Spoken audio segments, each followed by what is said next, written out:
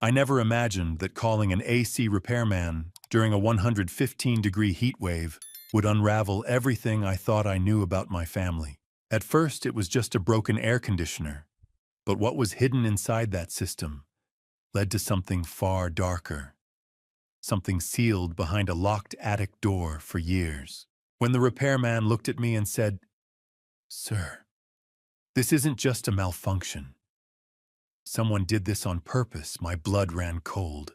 Let me tell you how a faulty AC, a message from a stranger, and 5 heavy padlocks shattered my reality and revealed the monster sleeping just steps away from me. Hey there, we're so glad you're here. Before we dive in, please consider liking this video, subscribing to the channel, and letting us know your location in the comments. It helps us grow this community. Important note, this account features fictionalized aspects intended for entertainment and educational exploration. Any resemblance to actual individuals or settings is unintentional, yet the underlying message carries significant value worth reflecting on. My name is Robert Mitchell, and for 68 years I thought I understood the people closest to me. I believed I could read my wife's smile, sense my children's needs, and trust the man who called me Dad, even though he married into the family. I was wrong about all of it. This story begins in the spring of 2019, though I didn't know it then. My wife Linda and I had just celebrated our 40th anniversary. We'd spent 4 decades building a quiet life together in Phoenix, raising 2 kids, watching them grow, saving for retirement. I'd worked as an insurance executive for 30 years, and Linda taught elementary school until her knees gave out. We had the kind of marriage people call comfortable, which is another way of saying we knew each other's rhythms so well we didn't need to speak to understand. That spring, Linda started complaining about headaches. At first, she brushed them off as stress rubbing her temples while we watched the evening news. Then came the fatigue. She'd collapse on the couch after grocery shopping, too exhausted to put away the milk. I urged her to see a doctor. She went through blood work scans, even a neurologist visit. Everything came back normal. The doctors chalked it up to aging, maybe early hypertension. They prescribed rest and a low-sodium diet. Around that same time, our air conditioning broke. In Scottsdale, Arizona, where summer temperatures climb past 115 degrees, a broken AC isn't just inconvenient, it's dangerous. I called a technician, who discovered a refrigerant leak. My son-in-law Dylan, who'd married our daughter Jessica the year before, insisted on handling the repair himself. "I'm an HVAC engineer," he reminded me with a grin. "Save yourself a few $100. I didn't argue. Linda's condition worsened over the following months. The headaches became relentless. She grew dizzy, nauseous. Some mornings, she'd wake up confused, asking me what day it was. I begged her to see doctors again, but she waved me off. "I'm just tired, Robert. We're getting old." In November 2019, I woke up to find her lying still beside me. She'd passed away in her sleep. The medical examiner ruled it heart failure. I was devastated, but didn't question it. Linda had been tired for so long. I thought her heart had simply given out. Jessica and Dylan were incredible during that time. They organized the memorial service, fielded calls from relatives, helped me sort through Linda's belongings. Dylan cooked meals for me, drove me to appointments when grief made it hard to function. Jessica would sit with me in the evenings, holding my hand while I cried.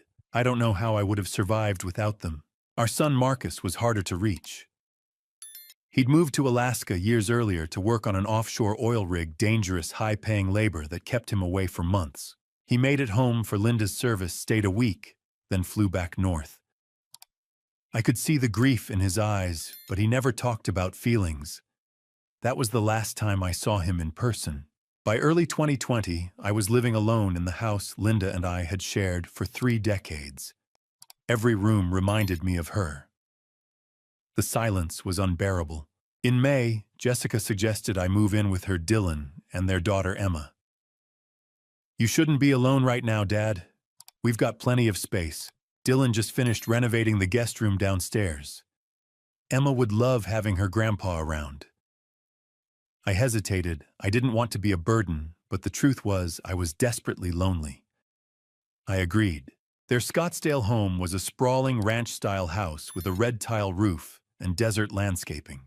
Emma, who was 6, was a bright, giggly girl who loved showing me her drawings and asking me to read bedtime stories. Dylan treated me with respect and kindness, making sure I had everything I needed. Jessica doted on me, cooking my favorite meals, checking in constantly. For the first time since Linda's passing, I felt a flicker of peace. Then 2 months after I moved in, Jessica called me into the living room. Her face was pale, her hands trembling. "Dad," she said, her voice breaking. "I just got a call from Marcus's supervisor. There was an accident on the rig. An explosion. They couldn't find him." I felt the floor drop out from under me. Dylan pulled up news articles on his laptop, headlines about the disaster. 7 workers lost. No remains recovered. I stared at the screen, numb. My son was gone. Dylan sent me link after link, news outlets, official statements, even a GoFundMe page for victims' families. I didn't question any of it. Why would I? Marcus worked one of the most dangerous jobs in the country. Accidents happened. Jessica and I planned a memorial service without a casket. We buried an empty box beside Linda's grave. I remember standing there staring at the 2 headstones side by side, thinking I'd lost everyone I loved most. The years that followed blurred together. I fell into a quiet routine, helping Emma get ready for school, spending afternoons reading or watching old movies, having dinner with the family each evening. Dylan continued to be attentive, always asking if I needed anything. Jessica's love was unwavering, but sometimes late at night, I'd hear strange sounds from above my room. Scratching. Footsteps. Once a low thud that made me sit up in bed. I mentioned it to Jessica the next morning. "Oh, that's just the attic," she said, laughing. "We've got mice up there. Dylan's been meaning to set traps." Another time I heard what sounded like water running through old pipes. Dylan assured me it was just the plumbing settling. "This house is almost 20 years old, Robert. Things creak." I believed him. Why wouldn't I? I never went up to the attic myself. The pull-down ladder was steep, almost vertical, and Dylan had warned me it wasn't safe for someone my age. "Last thing we need is you taking a fall, Dad," he'd say with a smile. So I stayed downstairs, content in my little corner of their home, never questioning the sounds above my head, never suspecting that the man who called me Dad had already taken everything from me and was planning to take even more. The heat woke me before the sun did. I opened my eyes to a room that felt like an oven. Sweat soaked my pillow. The digital clock glowed faintly, but the house was eerily silent. No hum from the air conditioning. No cool breeze from the vent, just thick, suffocating stillness. I sat up slowly, my shirt damp against my skin. Outside, the sky was beginning to lighten, but the temperature had already climbed past 100 degrees. I shuffled to the thermostat in the hallway and tapped the screen. 89 degrees inside. The system wasn't running. I pressed buttons, toggled settings, tried restarting it. Nothing. The unit was completely unresponsive. My first instinct was to call Dylan. He'd know what to do. I dialed his number. It rang twice, then went to voicemail. I tried again. Same result. I remembered then he'd left for Houston the day before for some big work project. His phone must have died overnight.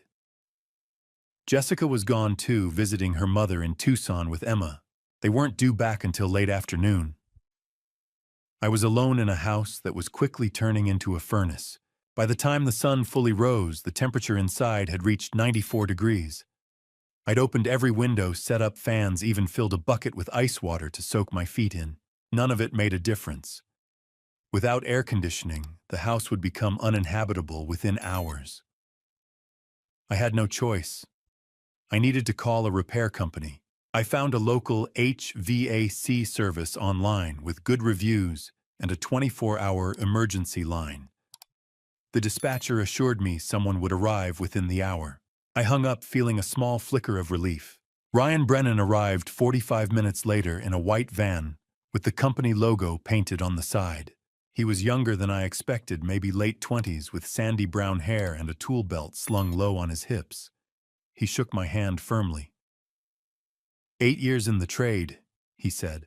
I've seen just about every AC problem you can imagine." I liked him immediately. There was something reassuring about his confidence. He started outside, crouching beside the condenser unit in the backyard. After 15 minutes, he stood and wiped his forehead. "Compressor's fine. No refrigerant leak, no electrical issues. Whatever's wrong, it's not out here." He walked back inside, glancing up at the ceiling. "Your air handler, it's in the attic, right?" I nodded. He grabbed his tool bag flashlight and a small handheld device. "Gas detector," he explained. "Standard safety equipment." He pointed toward the hallway where the pull-down attic stairs were located. "Mind if I head up?" I hesitated. Dylan's voice echoed in my mind. How many times had he told me the attic was off-limits? "It's a mess up there. That ladder's too steep for you, Robert. Last thing I need is you hurting yourself." But standing in a house that felt like it might melt around me, Dylan's warnings seemed less important than the unbearable heat. "Go ahead," I said. "Do whatever you need to do." Ryan pulled the cord, and the attic stairs unfolded with a metallic groan. He tested the first step, then climbed up his tool bag slung over one shoulder. I heard his footsteps above me, muffled and uneven. Then after a moment, silence. I stood at the base of the stairs, staring up into the dark opening. Minutes passed. 5. 10. I started to feel uneasy. What could be taking so long? I considered calling up to him, but stopped myself. Maybe the issue was more complicated than he'd anticipated. 15 minutes had nearly passed when my phone vibrated. A text message. From Ryan. I opened it, expecting an update. But the words on the screen made my blood run cold. "Sir, there's a locked door up here, and my gas detector is going off. You need to come see this." I stared at the message, reading it twice. A locked door. In the attic, Dylan had never mentioned a door. He'd told me the attic was just storage boxes, old furniture, HVAC equipment. Nothing about a room, nothing about a lock. And the gas detector. Why would there be gas in the attic? My hands began to shake. I typed back, "What do you mean, a locked door?" The response came immediately. "You need to see this yourself. Please come up." I looked at the narrow ladder, the steep angle. My knees ached just thinking about the climb. But Ryan's message sounded urgent. I took a breath, gripped the sides of the ladder, and started up. July 15th, 2023, 10:47 a.m. The timestamp on Ryan's phone read when he sent me that message. I climbed the attic stairs, and the air hit me first, hot, stale, and oddly metallic. The space was smaller than I'd imagined, the ceiling low, and sloped, illuminated only by Ryan's flashlight. He was standing near the far wall, the gas detector in his hand, emitting a steady, high-pitched beep. When he heard me reach the top, he turned. His face was pale. "Mr. Mitchell," he said quietly, "I need you to tell me what this is." He stepped aside, and I saw it. Behind a stack of cardboard boxes and an old metal shelf hidden from view was a door. A real door with a handle and a frame. And across the front of it, securing it shut, were 5 heavy-duty padlocks. The kind you'd use on a storage unit. The kind meant to keep something or someone locked inside. I felt the floor beneath me tilt. My vision blurred. I reached out and grabbed the nearest beam to steady myself. I don't know," I stammered. "I've never been up here." "Dylan said," Ryan interrupted me, his voice calm but tense. "Sir, my detector is picking up carbon monoxide. High levels. Whatever's behind this door, it's not safe." He pointed toward the air handler nearby. "And look at this." I followed his gaze. The metal casing had been tampered with. Fresh scratches marked the seams, and one panel was slightly askew.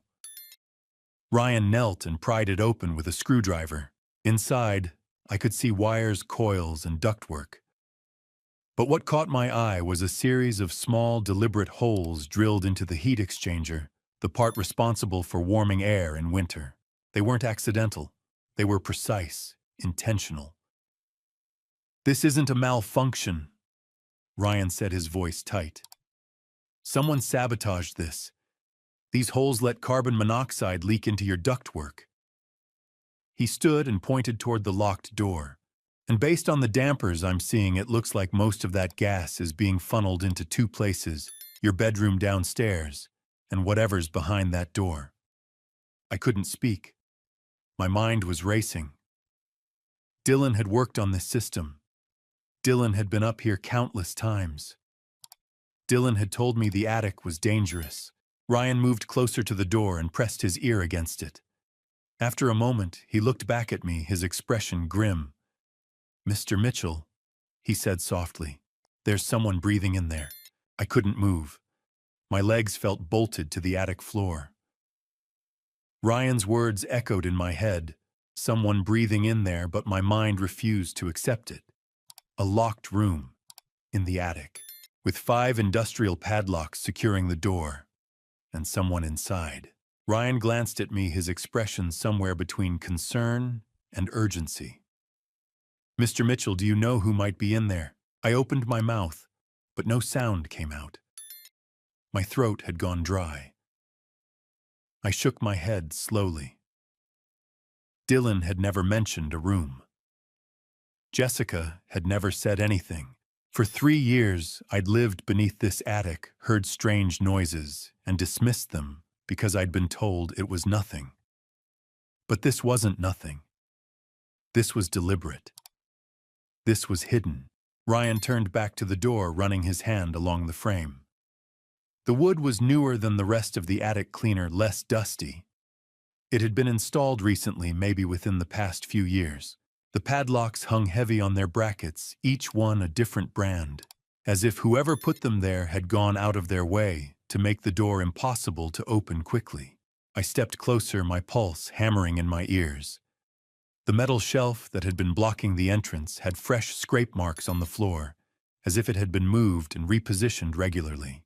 The door itself was plain, no window, no peephole, just smooth plywood, painted the same dull beige as the attic walls. If Ryan hadn't moved that shelf, I never would have known it existed. He knelt beside the air handler again, pointing to the damage he'd found earlier. "See these holes?" he said, his voice low and controlled. "This is the heat exchanger. When the furnace runs, it burns natural gas to heat the air. But someone drilled through it, deliberately. That means every time the system runs, carbon monoxide leaks into your ductwork." I stared at the punctured metal, my stomach twisting. "But it's summer. We're not using the heater." Ryan nodded grimly. "Right. But someone's been running it anyway. Look here." He pointed to the thermostat controls on the side of the unit. "The furnace has been manually activated. It's been cycling on and off for weeks, maybe months. And with these dampers, the CO isn't going to every room. It's being directed. 2 places, specifically downstairs to your bedroom, and through this duct into whatever's on the other side of this door." I felt the floor shift beneath me. My bedroom. The headaches I'd been having. The dizziness. The fatigue I'd chalked up to age. It wasn't age. It was poison. "How long?" I asked, my voice barely above a whisper. Ryan checked his detector again. "Based on the wear on these drill holes and the soot buildup, I'd say 2, maybe 3 months." He looked at me seriously. "Mr. Mitchell, this isn't an accident. This is attempted harm.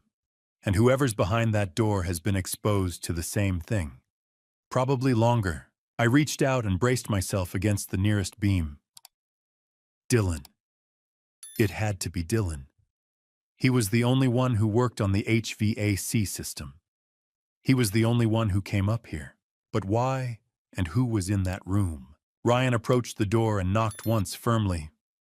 "Hello, can you hear me?" His voice was calm, professional. No answer. He knocked again louder. "If you can hear me, make a sound.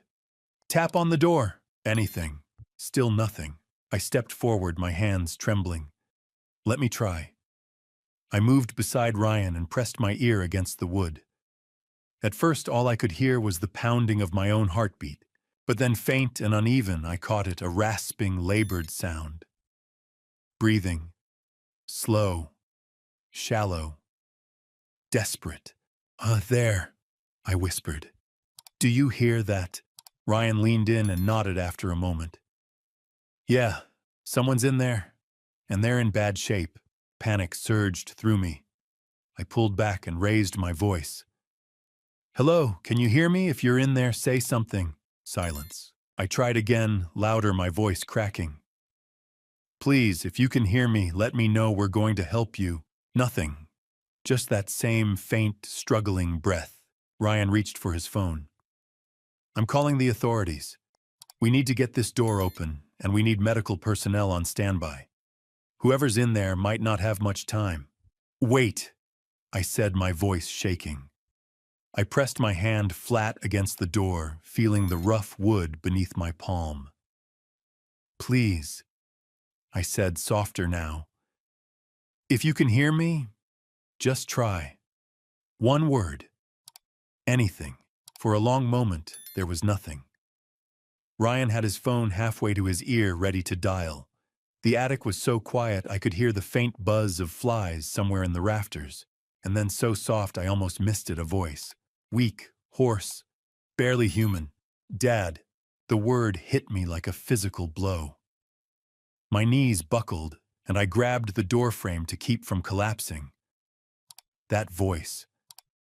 I knew that voice. I'd heard it 1,000 times, laughing at dinner, calling me from across the house, teasing his sister. But that was impossible. That voice belonged to someone who'd been gone for 3 years, someone I'd buried in an empty grave. "Dad, is that you?" My chest seized. I couldn't breathe, couldn't think. I pressed my forehead against the door, tears streaming down my face.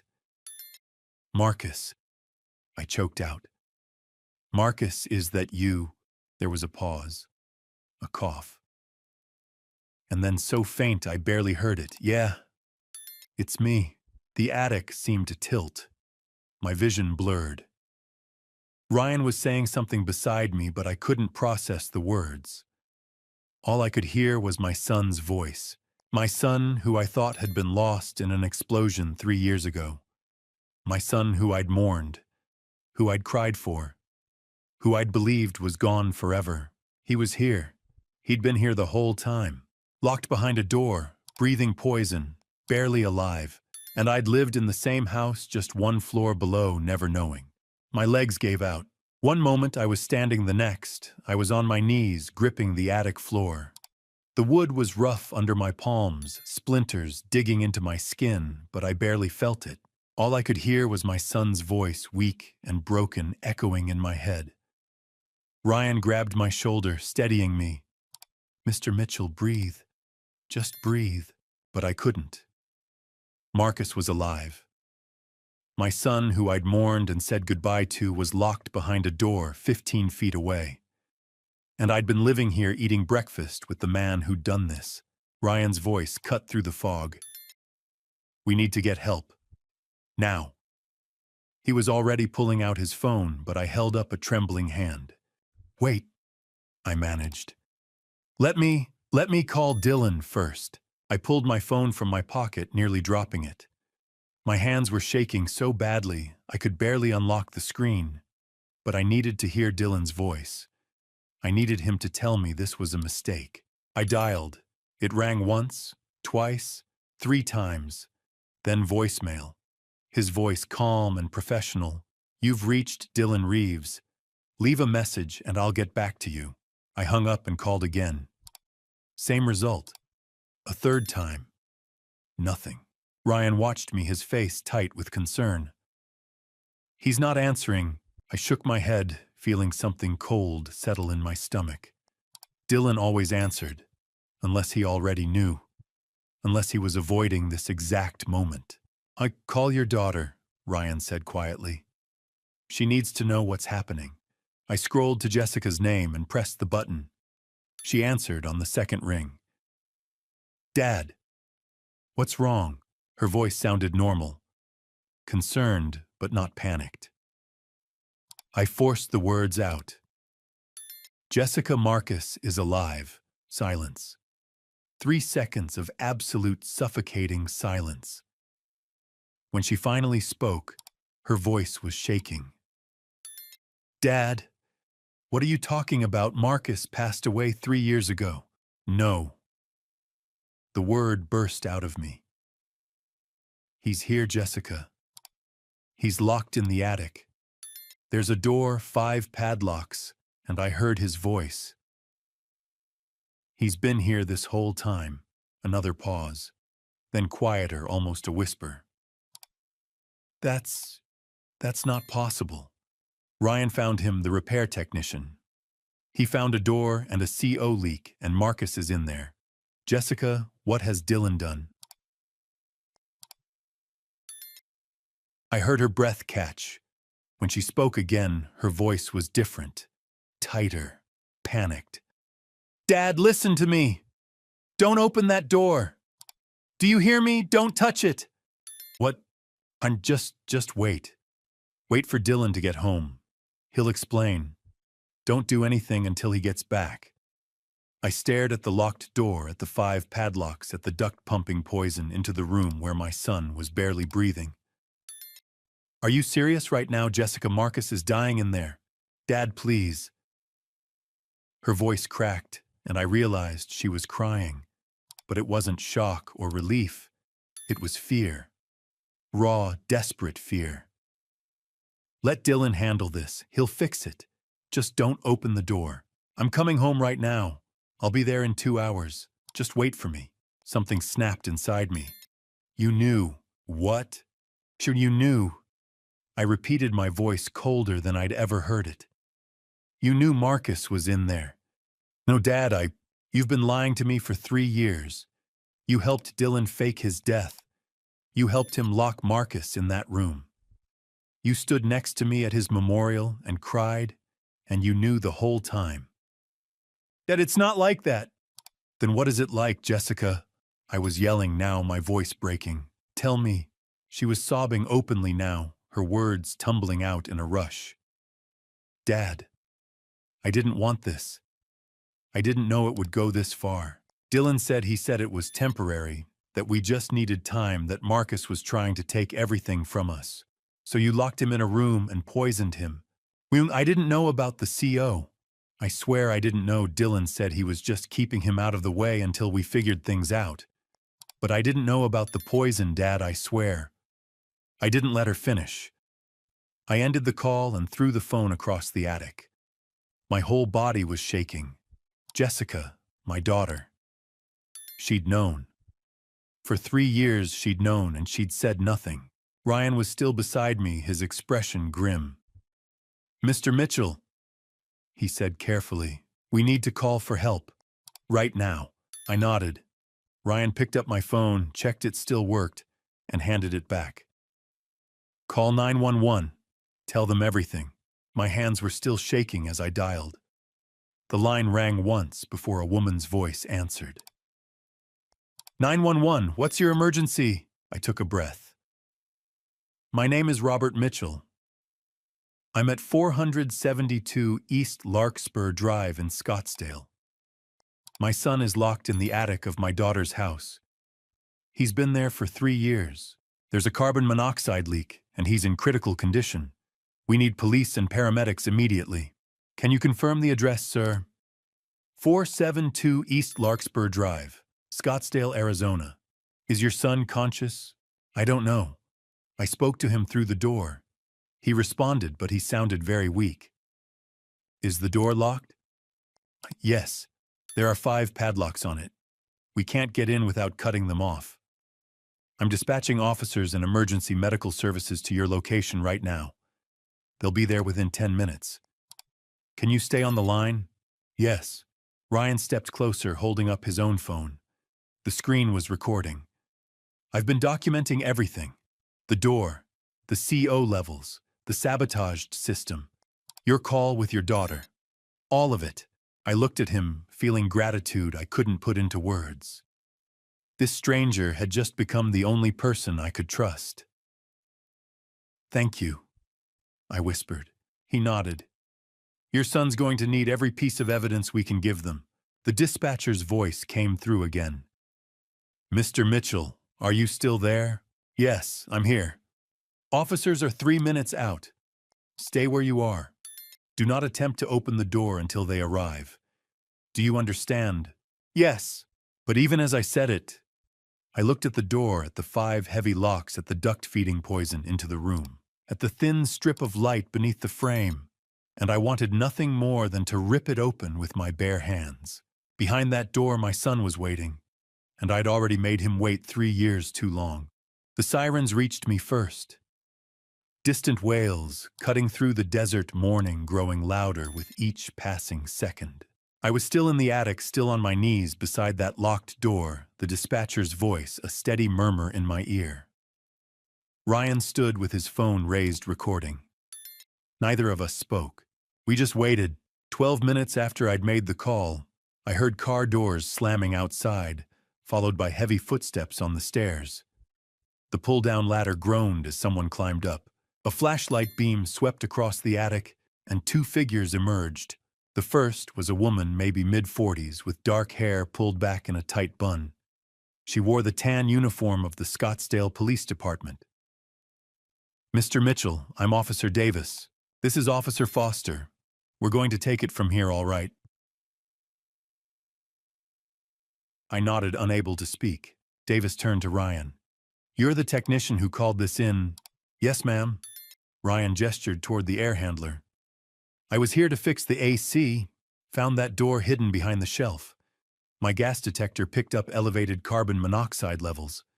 The system's been sabotaged. Someone drilled holes in the heat exchanger and redirected the CO into this room and the bedroom downstairs." I heard breathing on the other side of the door. Davis's expression hardened. She moved to the door, pressing her ear against it, then knocked firmly.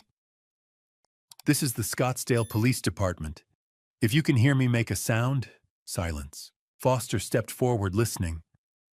"I hear something. Breathing. Very faint. Whoever's in there isn't in good shape." Davis pulled her radio. "Dispatch, this is Unit 12.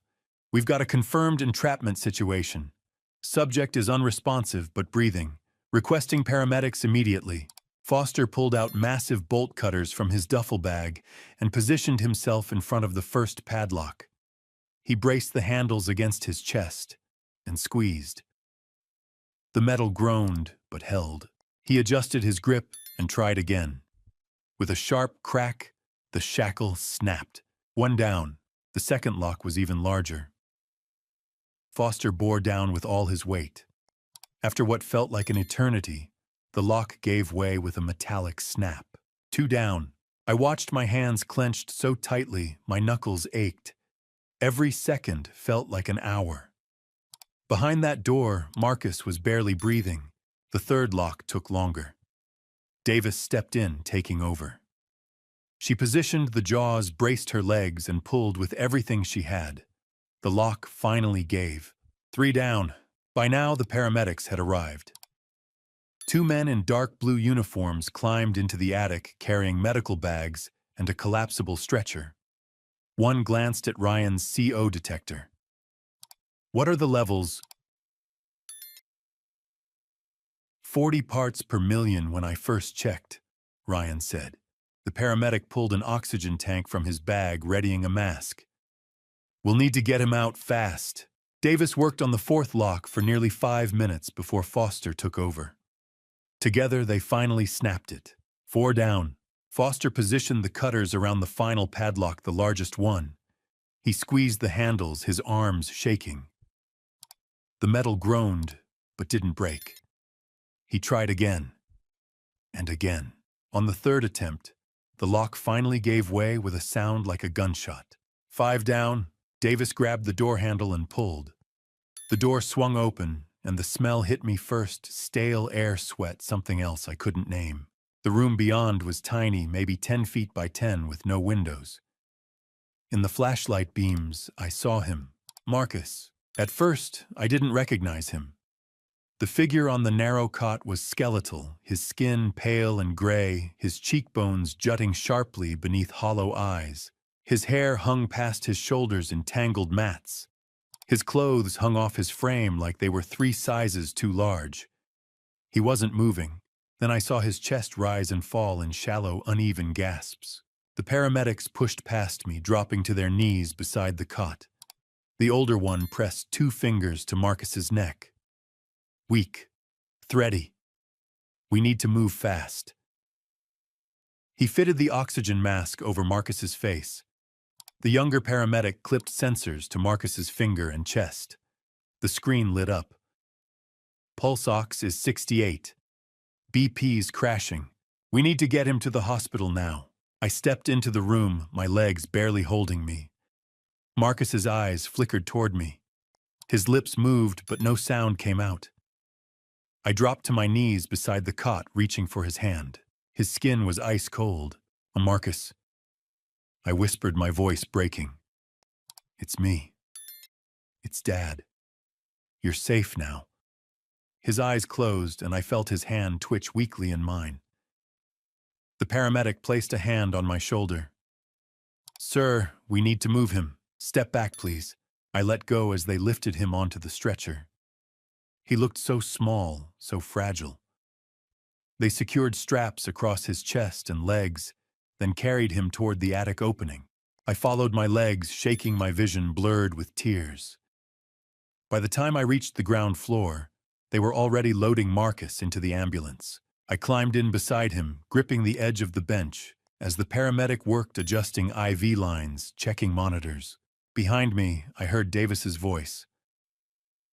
Mr. Mitchell, we're going to secure the scene. We'll need to speak with you at the hospital, and we'll need to locate your daughter and son-in-law. I looked back at her. Find them, I said, my voice hoarse. Find them both. She nodded. We will. The ambulance doors slammed shut, and we pulled away, sirens wailing. I looked down at Marcus, at the oxygen mask covering his face, at the monitor beeping steadily beside him. I reached for his hand again, holding it gently. I'm here, I whispered. I'm not leaving you again. Before I tell you the truth that shattered what little hope I had left, comment I'm still here, so I know you've stayed with me this far. And please keep in mind, the next part of this story contains some fictionalized elements meant to deepen the narrative. It may not be entirely true to real events. If you'd rather not continue, you can stop the video here. St. Joseph's Hospital rose against the Phoenix skyline like a fortress of glass and steel. They wheeled Marcus in on the stretcher, and I followed, numb and stumbling, as they rushed him through automatic doors and down fluorescent-lit hallways. A nurse stopped me at the ICU threshold. Your family waits here, sir. The doctors will update you as soon as they can. I sank into a plastic chair in the waiting room, my hands still shaking. The clock read just past noon.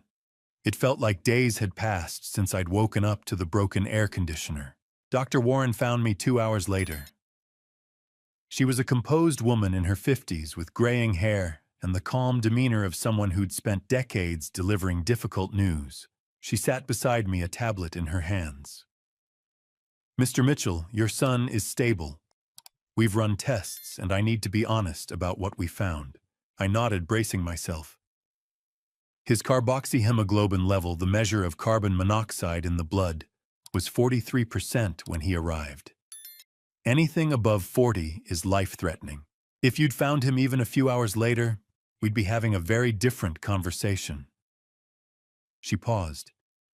We've started hyperbaric oxygen therapy. He'll need at least 6 hours in the chamber. Will he recover? Her expression softened. Physically, yes, with time. He's lost 62 pounds.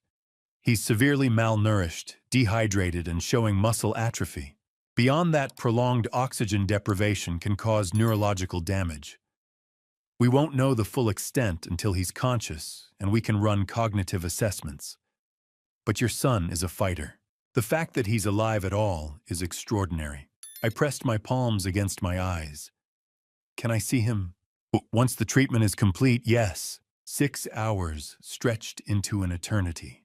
When the nurse finally led me to his room, the sight of him stopped me in the doorway. He was propped up slightly in the hospital bed, oxygen tubes in his nose, IV lines snaking from both arms. His face was still gaunt, but his eyes were open, and they were focused on me. "Dad," he whispered. I crossed the room and dropped into the chair beside his bed, reaching for his hand. It was warmer now. "I'm here. I'm right here." Tears slipped down his cheeks. "I'm sorry. I'm so sorry.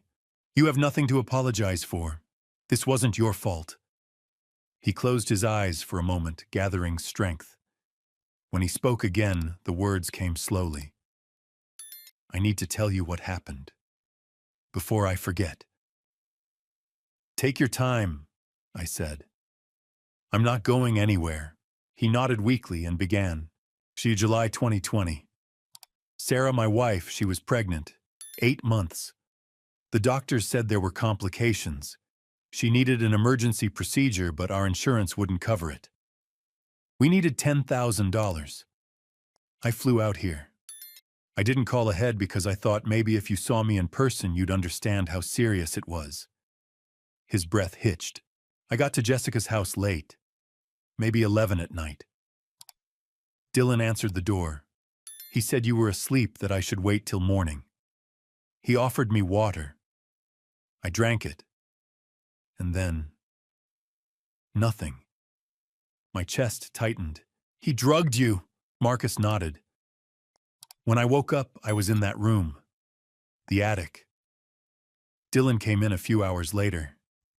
He stood in the doorway and told me I came here to take what was his, that you had money, property, everything he and Jessica deserved.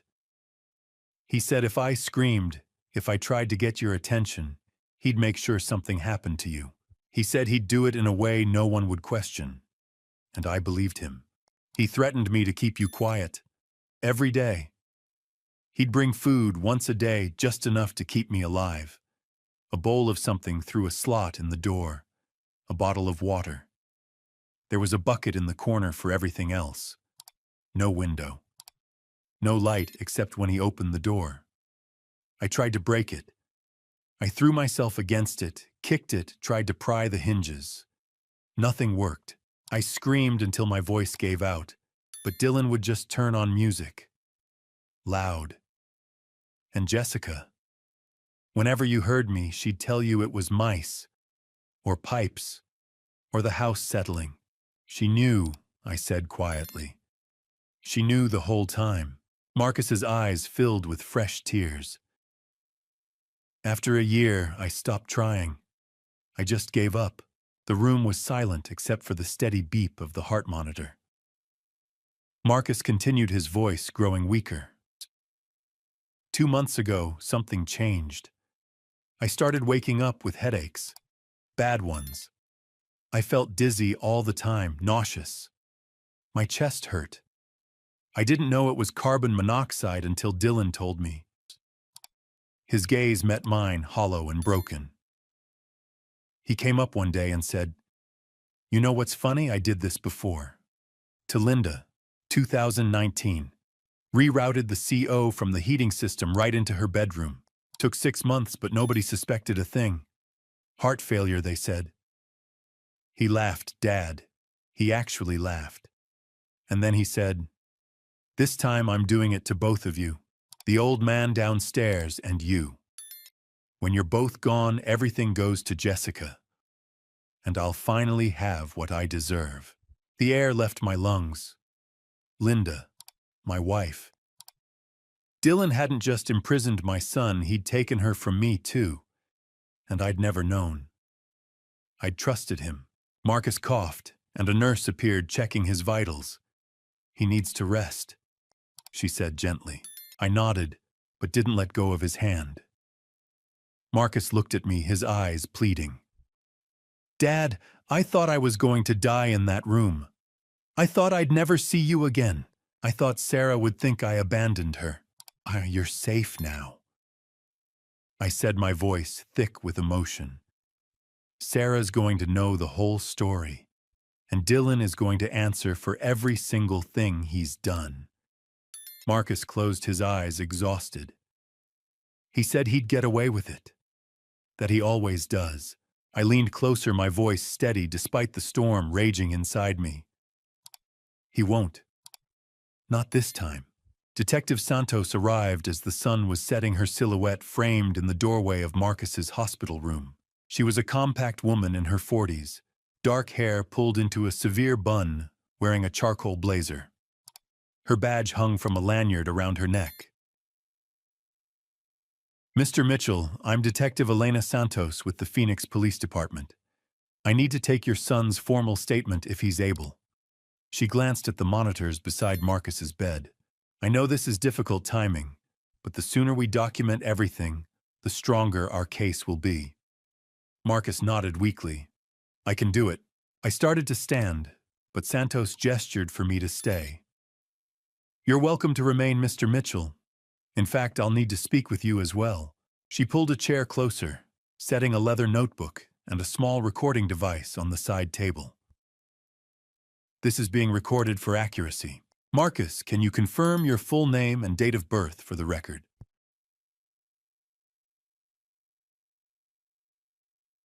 Marcus James Mitchell, April 12, 1988.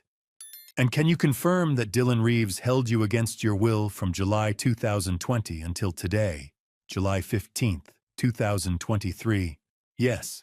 Santos asked questions precise, methodical, and Marcus answered as best he could, his voice hoarse and faltering. When she finally closed her notebook, she turned to me. Mr. Mitchell, I need to walk you through what we've found at the house. Our forensics team has been there since this morning. She pulled a tablet from her bag and swiped the screen. First, we found Dylan Reeves's laptop in a home office. It contained files that are troubling. She turned the screen toward me. I saw a screenshot of a website that looked almost identical to a major news outlet, but the headline made my stomach drop. 7 workers lost in offshore rig explosion, Alaska. The article described a disaster at an oil platform. Marcus's name was among the victims. This is a fabricated website, Santos said quietly. If you look at the URL here, it's not the real site. It's cnnnews.info, not cnn.com. Dylan created at least 3 of these fake pages mimicking different outlets, all reporting the same fictional incident. He sent the links to your email in July 2020. I stared at the screen, my hands trembling. I remembered clicking those links. I remembered reading the articles and collapsing into tears. I'd believed every word. He made them himself. Yes. We found the web design software on his computer, along with drafts of the articles. He spent weeks perfecting them. I couldn't speak. I'd mourned my son because of lies Dylan had crafted on a laptop, Santos continued. We also documented the HVAC system in the attic. The technician Ryan Brennan was right. Someone deliberately sabotaged the furnace. Holes were drilled into the heat exchanger, and the dampers were adjusted to funnel carbon monoxide into 2 specific areas: your bedroom and the locked room where Marcus was held. She showed me another photo. This wasn't an accident. This was attempted harm. I felt a wave of nausea. How long was it running? Based on the wear patterns and the furnace logs, it started in early May. It's been cycling on and off for the past 2.5 months. Santos's gaze sharpened. Mr. Mitchell, did you experience any symptoms during that time? Headaches, dizziness, fatigue? I nodded slowly. All of those. I thought it was just I'm 68. I thought I was getting old. You weren't getting old. You were being poisoned. Her voice was blunt. Mr. Brennan's quick thinking saved your life. If you'd gone another week without calling for repairs, you and Marcus wouldn't have made it. I closed my eyes, the weight of that truth pressing down on me. There's one more thing, Santos said. We need to discuss your daughter. I opened my eyes. Jessica. We arrested her this afternoon at Tucson International Airport. She was attempting to board a flight to Los Angeles. Santos watched me carefully. Based on the recording, Mr. Brennan provided the phone call you made to her this morning. We had probable cause to detain her. She's currently being held at the Pima County Jail awaiting transfer to Phoenix for questioning. She was trying to leave, I said more to myself than to Santos. It appears so. Whether she was fleeing or simply planning to return later, we don't know yet. But given her statements on that call, telling you not to open the door, insisting you wait for Dylan, she's at minimum an accessory to false imprisonment. I looked down at my hands, still shaking. She knew. She knew Marcus was up there, and she lied to me for 3 years. Santos didn't soften her tone. Yes, sir, she did. The room was silent, except for the rhythmic beep of Marcus's heart monitor. Santos stood tucking her tablet back into her bag. We'll continue processing the evidence. Dylan Reeves is currently in Houston, but we've issued a warrant for his arrest. U.S. Marshals are coordinating with local authorities. We'll have him in custody soon. I'm good, I said, my voice flat. Santos hesitated at the door. Mr. Mitchell, I know this is overwhelming. If you need anything, resources, victim advocacy counseling, let us know. Thank you, I managed. She nodded and left. Marcus shifted slightly in his bed, his eyes on me. Dad, are you okay? I almost laughed at the absurdity of the question. He was the one who'd been locked in an attic for 3 years, and he was asking if I was okay. I reached over and squeezed his hand gently. I will be, once this is over. But even as I said it, I knew there was one more thing I had to do. One more conversation I couldn't avoid. I looked at Marcus. I need to see Jessica. He didn't argue. He just nodded, his face pale and tired. I understand. I stood my legs unsteady and walked to the door. I found Santos in the hallway speaking with another officer. She turned as I approached. Detective, I need to see my daughter. Can you arrange that? Santos studied me for a long moment. Finally, she nodded. I'll make it happen. But Mr. Mitchell, be prepared. She's not in a good state, and whatever she says to you, it might not be what you want to hear. I know, I said, but I need to hear it anyway. 2 days after Marcus woke up, I found myself standing outside the Phoenix Police Department headquarters, staring at the glass doors as if they might swallow me whole. I'd driven here alone, refusing Santos's offer to have an officer pick me up. I needed the time to prepare myself. Inside, the lobby smelled like industrial cleaner and stale coffee. Santos met me at the security desk. Mr. Mitchell, are you sure you're ready for this? I nodded, though I wasn't sure of anything anymore. She led me through a maze of hallways. We stopped in front of a door marked Interview Room 3. Santos turned to me, her voice low. She's been here since yesterday. She's fragile. I'll be in the room with you, but this is your conversation. If you need to stop at any point, just say so. I won't need to stop. Santos opened the door. The room was small and cold, lit by harsh fluorescent lights. A metal table sat in the center, bolted to the floor. Jessica sat in one of the chairs, her wrists cuffed in front of her, her hands resting on the table. She looked up as I entered, and the moment our eyes met, she crumbled. Dad! She choked out, tears streaming down her face. Dad, I'm so sorry. I'm so sorry. I sat down across from her. Santos took a position near the door, watching. I didn't say anything. I just looked at Jessica. Her hair was tangled, her eyes red and swollen, her face pale and drawn. She looked like she hadn't slept in days. Dad, please, she whispered. Say something. I leaned back in my chair, keeping my tone flat. Did you know Marcus was locked in the attic for 3 years? She flinched. Her gaze dropped to the table. Yes, she whispered. I knew, and you said nothing. I couldn't. You couldn't. I cut her off, my voice rising. You couldn't pick up a phone, couldn't tell me, couldn't call the authorities. Dad, you don't understand. Then make me understand, Jessica. I leaned forward. Explain to me how you let your brother rot in a locked room while you lived downstairs and lied to my face every single day. She sobbed, her shoulders shaking. Dylan said it was temporary.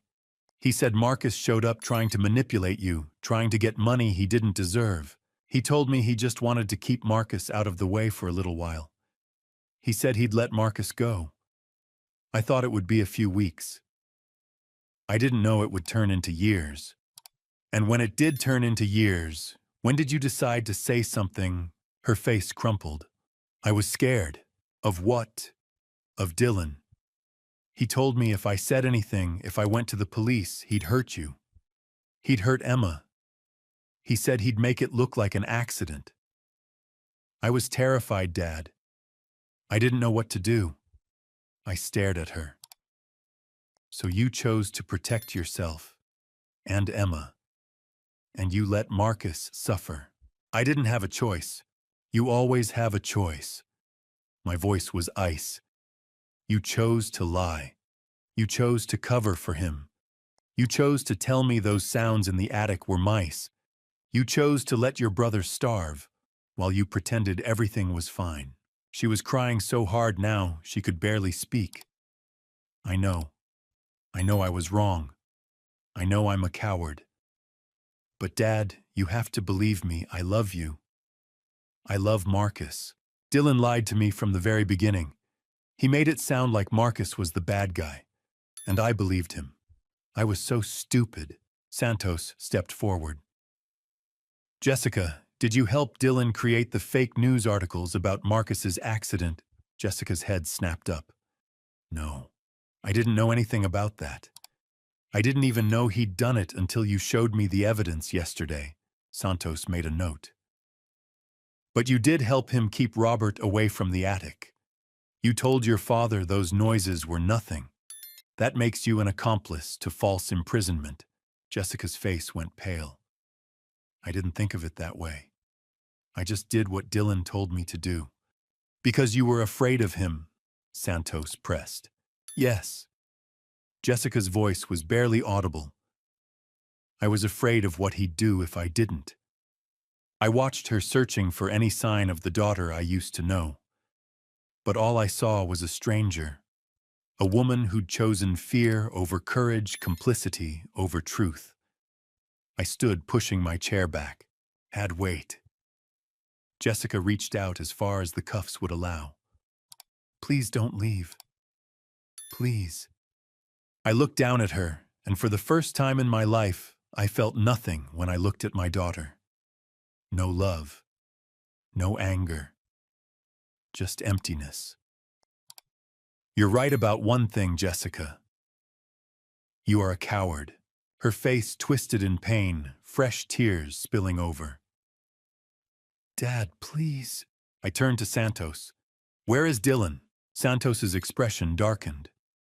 We don't know. After Jessica was arrested, someone must have tipped him off. He was supposed to return from Houston yesterday, but he never showed up. His phone's off and his credit cards haven't been used. We've issued a warrant and the U.S. Marshals are actively searching, but right now he's in the wind. So he's running. It looks that way. I glanced back at Jessica one last time. She was slumped in her chair, sobbing into her cuffed hands. I felt a flicker of something, pity maybe, or grief for the daughter I'd lost. But it wasn't enough to make me stay. I walked to the door, and Santos followed, leaving Jessica alone in that cold room. In the hallway, I stopped leaning against the wall. Santos stood beside me. Are you all right, Mr. Mitchell? No, I said honestly. But I will be. Once Dylan's caught. Santos nodded. We'll find him. I promise you that. I hoped she was right. Because Dylan Reeves had taken everything from me, my wife, my son's freedom, my daughter's integrity, my peace of mind. And I wasn't going to rest until he answered for all of it. 5 days crawled by like years. I stayed at the hospital sleeping in the chair beside Marcus's bed when exhaustion finally dragged me under, waking every few hours to the beep of monitors and the soft shuffle of nurses checking vitals. Marcus was improving slowly, painfully, but he was alive. Doctor. Warren stopped by each morning, her updates cautiously optimistic. His oxygen levels are stabilizing, she said on the third day. But Mr. Mitchell, you need to prepare yourself. Even with the best care, he's looking at 6 months of recovery. Maybe longer. And there's still a risk of permanent neurological damage. We won't know the full extent until he's strong enough for cognitive testing. I nodded, barely hearing her. My mind was elsewhere. On Dylan. On the fact that he'd vanished the moment Jessica was arrested, like smoke slipping through a closing fist. Santos called me every evening with updates, though. For the first few days, there was nothing to report. We've issued a nationwide warrant, she told me on the second night. His credit cards haven't been used. His phone's off. We're coordinating with the U.S. Marshals and the FBI. He can't stay hidden forever. But each day that passed without news felt like a failure. Dylan was out there somewhere free while Marcus lay in a hospital bed fighting for every breath. It wasn't right. It wasn't justice. On the fourth day, I sat beside Marcus and watched him sleep. His face had lost some of its grayness, and the tremors that had racked his body the first 2 days had eased. But he still looked fragile, like a strong wind might carry him away. I reached over and took his hand gently. "I'm still here, son," I whispered. "And I'm not going anywhere until this is finished." His fingers twitched in mine and his eyes fluttered open. "Dad," he rasped, his voice barely audible. "Did they find him?" "Not yet," I admitted. "But they will." Marcus closed his eyes again, his breathing shallow. "I'm scared he'll get away." "He won't," I said, though I wasn't sure I believed it. "You just rest. Let me worry about Dylan." That night, I couldn't sleep. I paced the hospital hallways, my phone clutched in my hand, waiting for it to ring. Waiting for Santos to tell me they'd found him. Waiting for something, anything, to break the suffocating weight of uncertainty. The call came the next morning. I was sitting in the cafeteria forcing down coffee that tasted like burnt rubber when my phone buzzed. Santos's name lit up the screen. I answered before the second ring. "Did you find him?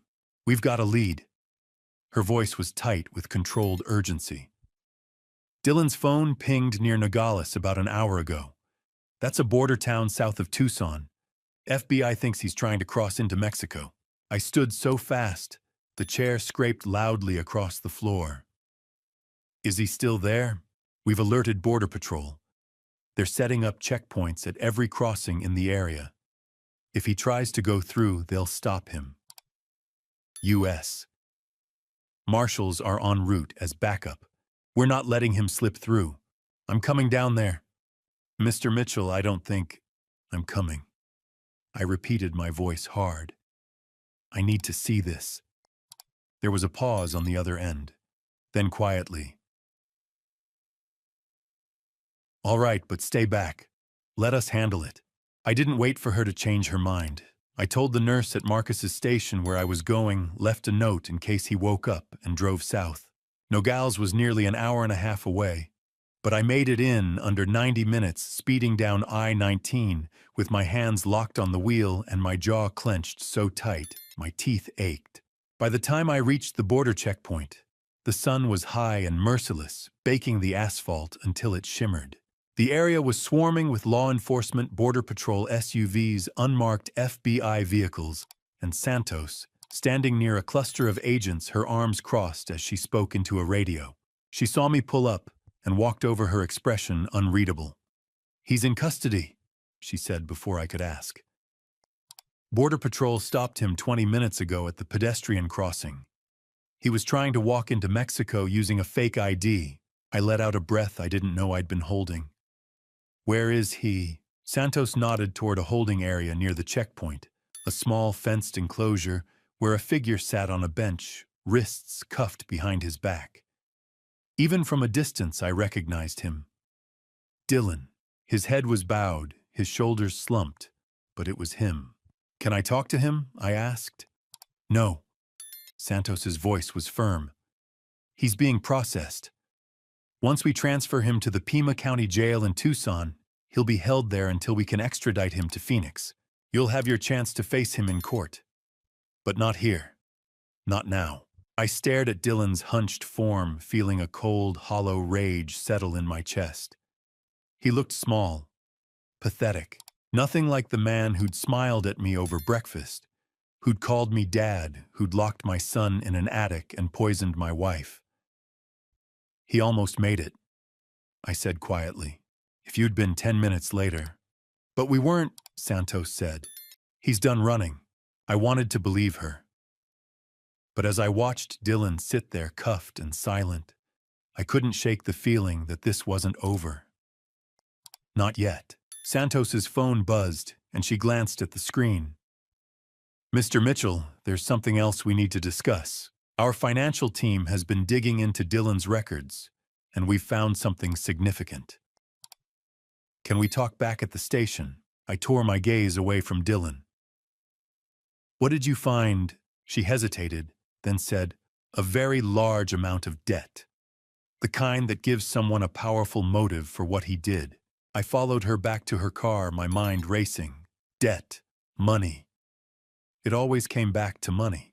As we drove north toward Phoenix, Santos explained what her team had uncovered: credit card statements, loan documents, wire transfers to shadowy accounts. By the time we reached the city, I understood. Dylan hadn't just been cruel, he'd been desperate. And desperation, I was learning, could turn a man into a monster. Santos's office was a cramped space on the 3rd floor of the Phoenix Police Department, crammed with filing cabinets and stacks of case folders. She gestured for me to sit, then opened her laptop and turned it toward me. Spreadsheets, rows of numbers, dates, transactions. My stomach tightened. Mr. Mitchell, I want to walk you through what we found when we dug into Dylan Reeves's financial history. She clicked through several tabs. This is going to be difficult to hear, but it's important you understand exactly why he did what he did. I nodded, bracing myself. She pulled up a document, a loan agreement. Dylan borrowed money from an organization called Kozlov Capital. We believe it's a front for an illegal lending operation. Loan sharks, who target individuals with poor credit or gambling problems. Gambling. I repeated the word, tasting bitter. Yes. Online poker sports betting. We traced his accounts back to 2021. In the first 6 months alone, he lost over $40,000. She scrolled down, showing me transaction after transaction. When he ran out of his own money, he turned to Kozlov. They lent him $50,000 initially. The terms were brutal interest rates, around 25% per month compounding. When he couldn't make payments, the debt ballooned. She clicked to another page, a timeline. I watched the numbers climb: 60,000, 80,000, 120,000. By 2023, the figure had reached $380,000. I stared at the screen, unable to process the enormity of it. Santos opened an email folder. Messages from anonymous sender addresses. She scrolled through them. Friendly reminder. Payment overdue. Final notice. And then dated May 10th, 2023. Last chance. She clicked it open. The message was short. You have 30 days. Pay or consequences. We know where your family lives. I felt my hands curl into fists. They threatened Jessica, Emma, yes, and Dylan panicked. Santos pulled up a calendar marking dates with red highlights. May 2023, the same month he received this threat, is when the furnace in your daughter's attic was sabotaged. The carbon monoxide poisoning began exactly 2 weeks after this email. The pieces clicked into place. He needed money fast, and the only way to get it was... Your estate, Santos finished. We estimate your total assets at around $8 million. Under Arizona law, if you passed away without a will, Your estate would be divided among your surviving children. Marcus was supposed to be gone. That left Jessica as the sole heir, and Dylan controlled Jessica. Santos nodded. We found joint bank accounts, credit cards in both their names. If you had passed away, Jessica would have inherited everything, and Dylan would have had access to it. I leaned back, feeling the weight settle over me like a suffocating blanket. So when Marcus showed up in July 2020, Dylan saw him as a threat. If Marcus was alive, the inheritance would be split 50-50. Dylan couldn't risk that, so he imprisoned him. She pulled up another document. So initially we think Dylan planned to keep Marcus locked up until you passed away naturally. Once you were gone and Jessica inherited, Dylan could have dealt with Marcus however he wanted. But he didn't wait. I said, my voice hollow. No, because in May 2023, Kozlov gave him a deadline. 30 days. Dylan couldn't wait for you to pass away on your own. He needed the money immediately. So he escalated. He started poisoning you both slowly enough that it wouldn't raise immediate suspicion, but fast enough that he hoped you'd both be gone within weeks. I pressed my palms against my eyes. Linda's headaches, Marcus's 3 years of hell, my own dizziness, the fatigue I'd blamed on age. All of it deliberate. All of it calculated. He was going to end us both. For money. For money, and to save himself from Kozlov. Santos closed the laptop. Mr. Mitchell Dylan Reeves is a man who was in over his head. But that doesn't excuse what he did. It explains it. And it gives us a clear motive for prosecution. I looked up at her. What happens to Dylan now? He'll be arraigned in Phoenix within the week. The charges are extensive false imprisonment, attempted harm, fraud, conspiracy. With the evidence we have, he's looking at life in prison without the possibility of release. She paused. There's one more thing. I waited, feeling fresh dread. Santos reached for a physical file and opened it. She slid a sheet of paper across the desk to me. It was a court order. I scanned the text, catching phrases like exhumation authorized and forensic examination. What is this? I asked, though part of me already knew.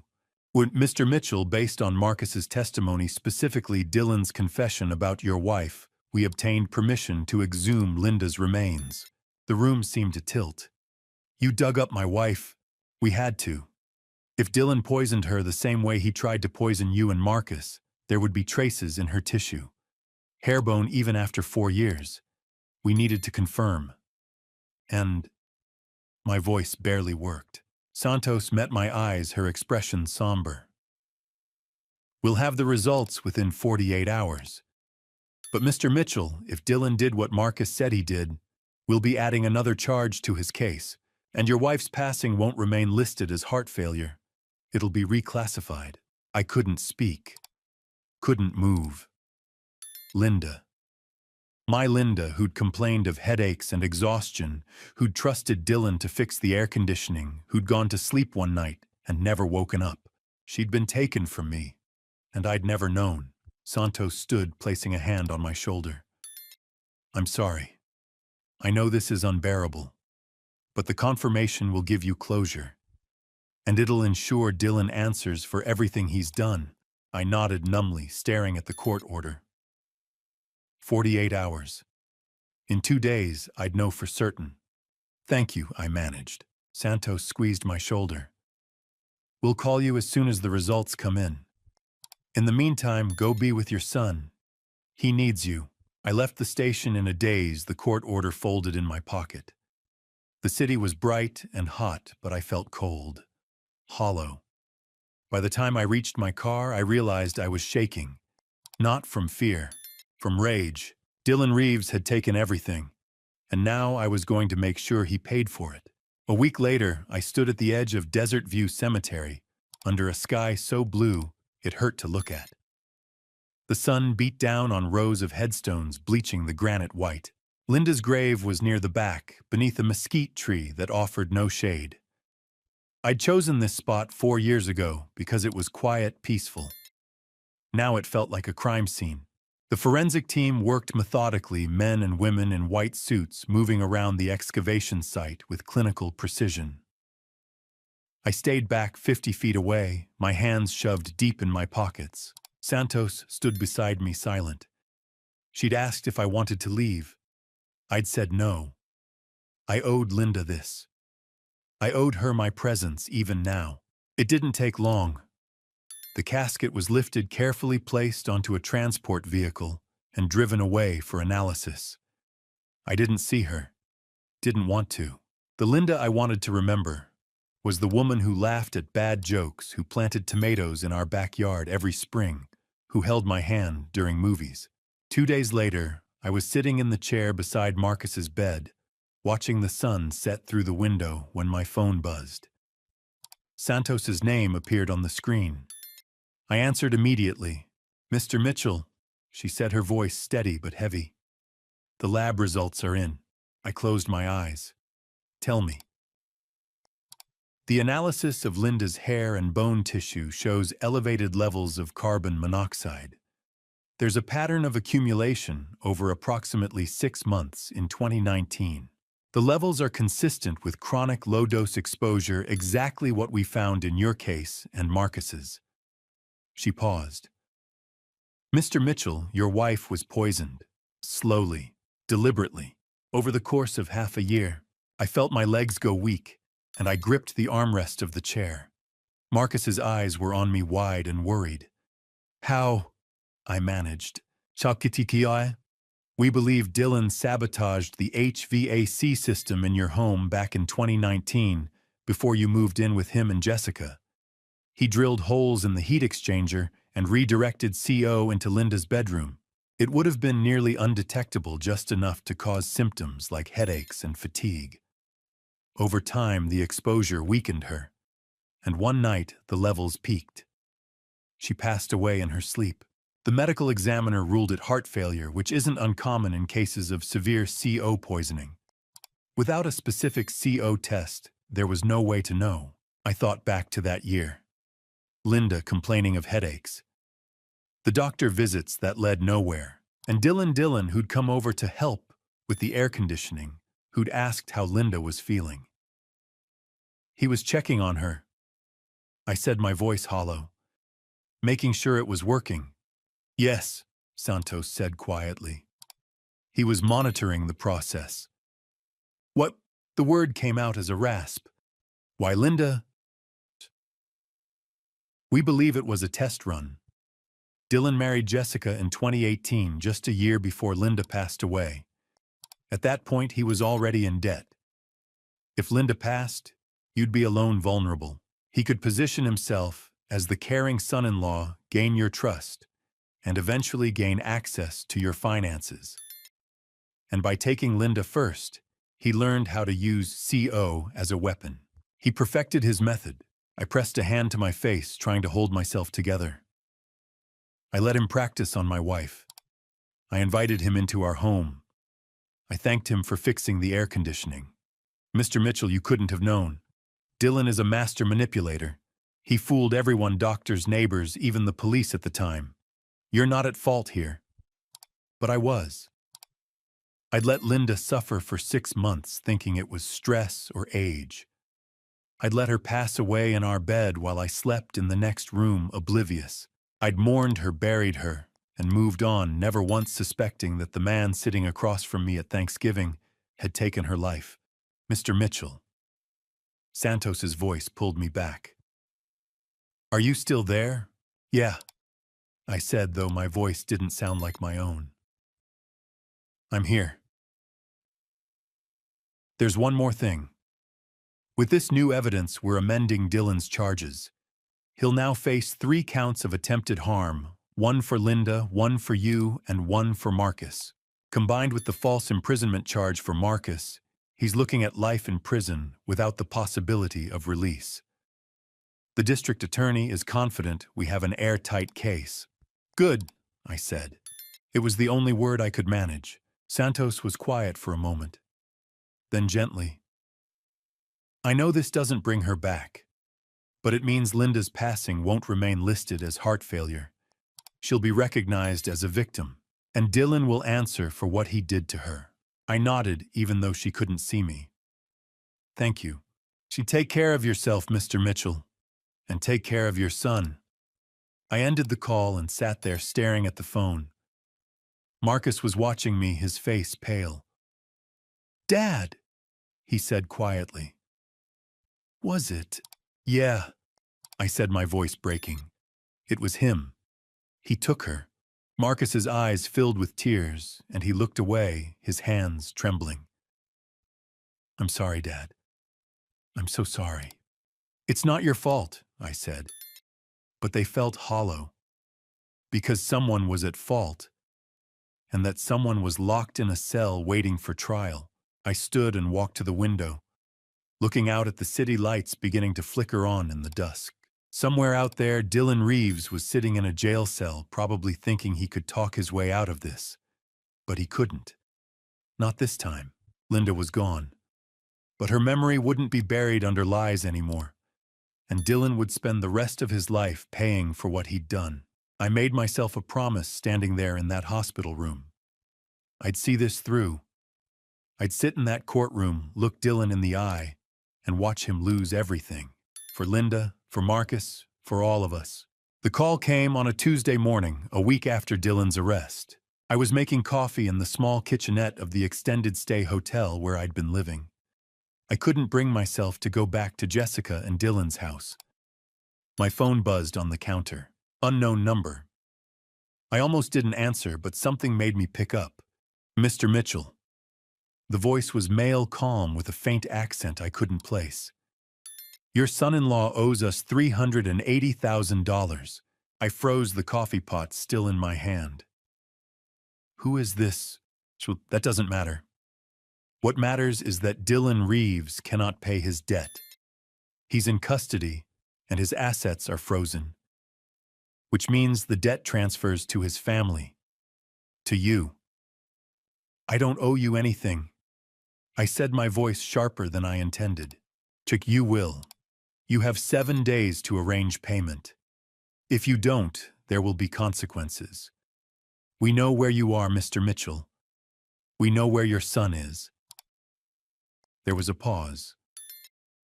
St. Joseph's Hospital, room 314. He's recovering nicely, I hear. It would be unfortunate if something interrupted that recovery. The line went dead. I set the phone down carefully, my hands trembling. Then I called Santos. She answered on the second ring. Mr. Mitchell, what's wrong? I told her about the call, every word I could remember. When I finished, there was a long silence. That's Kozlov, she said finally. We've been investigating them. The FBI's involved now. They think Kozlov Capital is part of a larger organized crime network. She paused. Mr. Mitchell, they may try to contact you in person. If anyone approaches you, don't engage. Call 911 immediately. What about Marcus? They mentioned the hospital. I'll have officers stationed outside his room. But the FBI wants to use this. If Kozlov's people show up, it could give agents an opportunity to arrest them. Marcus will be protected. I didn't like it, but I didn't have a better option. Fine. But if anything happens to him, it won't, Santos said firmly. I promise you that. I hung up and drove straight to the hospital. Marcus was sitting up when I arrived, looking better than he had in days. He smiled when he saw me. Hey, Dad, you're early. Yeah. I pulled a chair up beside his bed. How are you feeling? Tired, but better. He studied my face. What's wrong? I couldn't lie. There's been a complication. Dylan owed money to some dangerous people. They called me this morning. They might try to come here. Marcus's smile faded. What do you mean, come here? The police are handling it. There'll be officers outside your room. FBI too. You're safe. I just wanted you to know. He nodded slowly, but I could see the fear creeping back into his eyes. Dad, I don't want to go through this again. You won't, I said, reaching over to grip his hand. I won't let anything happen to you. I promise. Around mid-afternoon, I heard footsteps in the hallway, heavy, deliberate. Two men appeared in the doorway. One was tall, maybe 6'2", with broad shoulders and a black jacket. The other was shorter, stockier, with a hard face and cold eyes. The tall one stepped inside. "Mr. Mitchell, we called you this morning. You didn't take us seriously." I stood positioning myself between them and Marcus. "Get out! Now! We're not here to hurt anyone." His voice was calm, almost friendly. "We're just here to remind you of your obligations. Dylan owes us money. You're going to pay it." "I don't owe you anything." The man took a step closer to Marcus's bed. "Your son is in a fragile state. It would be unfortunate if something happened during his recovery." Marcus pressed himself back against the pillows, his face pale. I felt a surge of rage. I reached for the call button and pressed it hard. "You need to leave," I said, my voice shaking. "Right now." The door burst open. Two men in dark suits stepped into the room, badges already raised. FBI. Step away from the bed, hands where we can see them.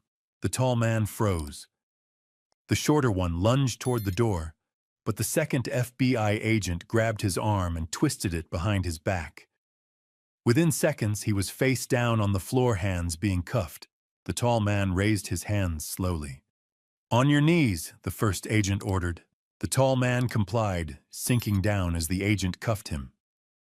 The FBI agents hauled both men to their feet and led them out of the room. The whole thing had taken less than a minute. One of the agents, a man in his 40s with graying hair, stayed behind. He flashed his badge at me. "Special Agent Harris, FBI, Mr. Mitchell. Are you and your son all right?"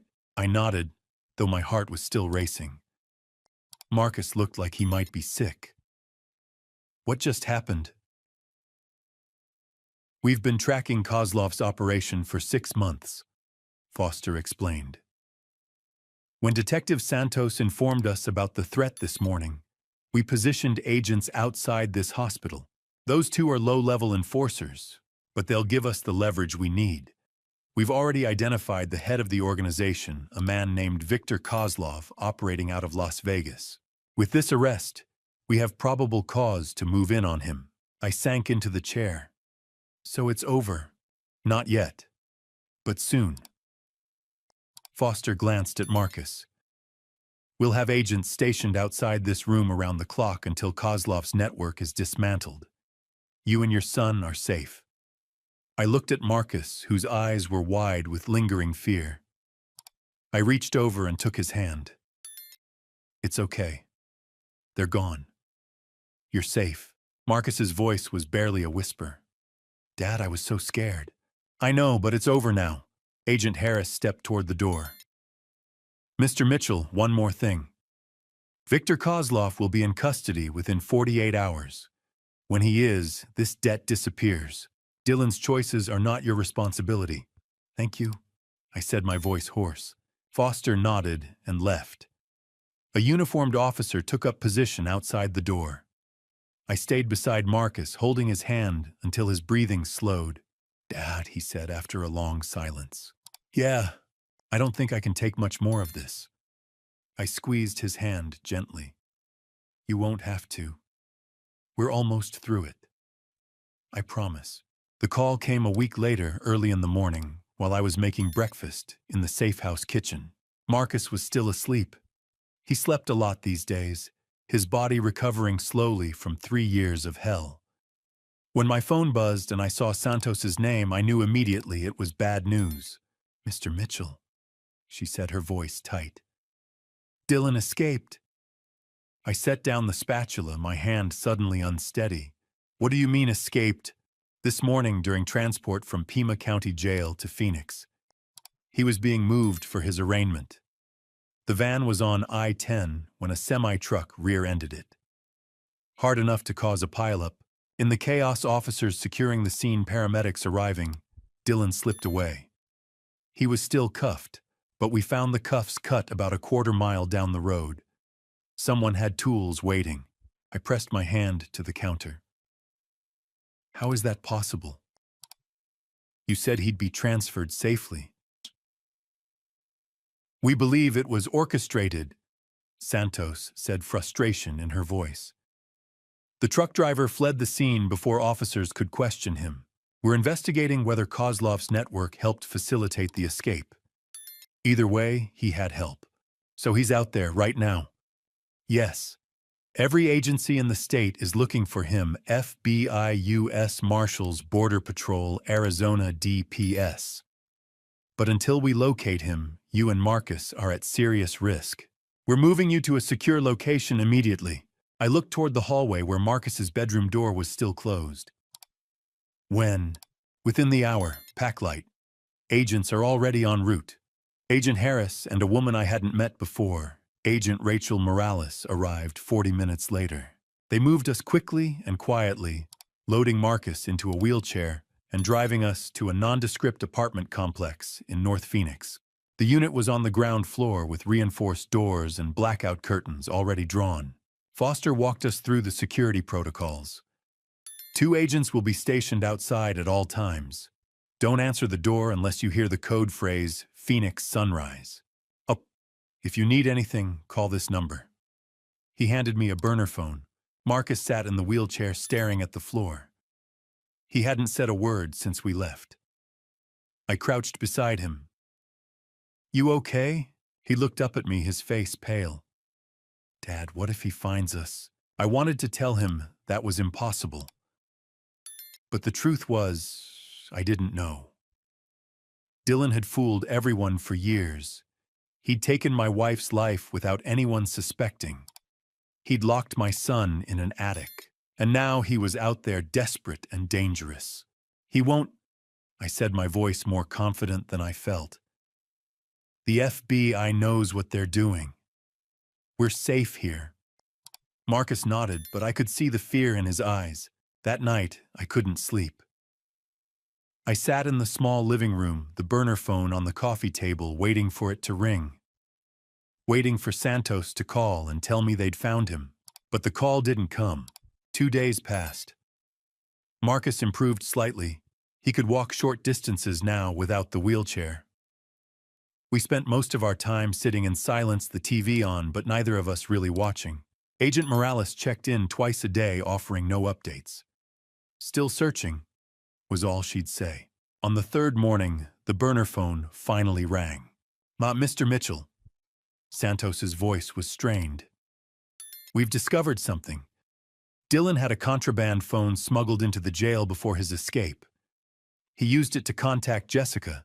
My chest tightened. When? Yesterday. We traced the call, but he'd already ditched the phone.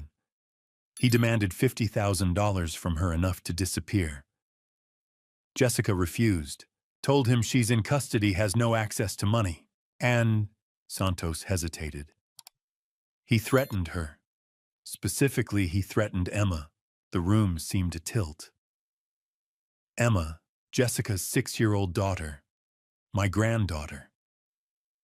What did he say? He told Jessica, I know where Emma is. I know she's with your mother. If you don't get me that money, I'll find another way to get it.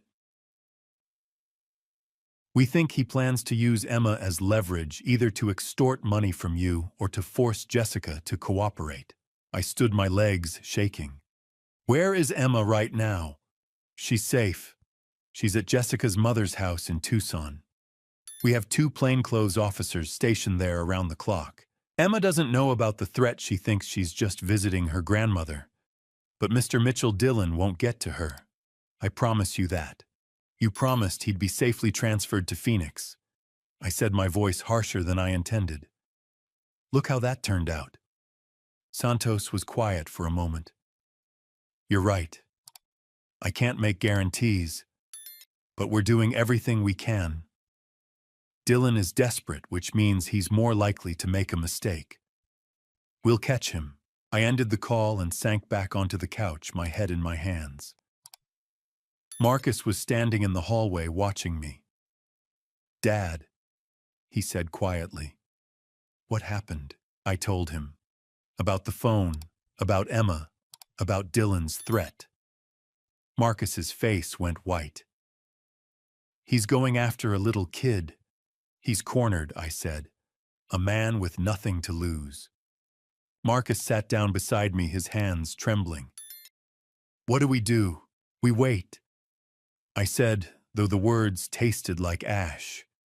We let the FBI do their job, and we pray they find him before he finds Emma. But even as I said it, I couldn't shake the image of Dylan, dangerous, desperate, willing to do anything to survive. He'd taken my wife. He'd imprisoned my son, and now he was threatening my granddaughter.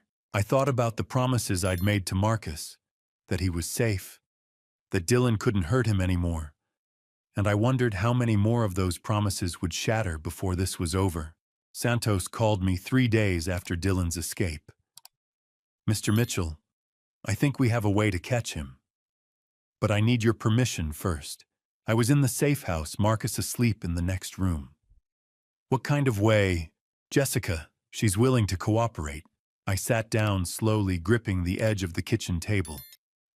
Cooperate how? Dylan contacted her again. He's desperate for money. We want to use that. Jessica will agree to meet him hand over cash. We'll have agents positioned nearby. When he shows up, we'll arrest him. You want to use my daughter as bait?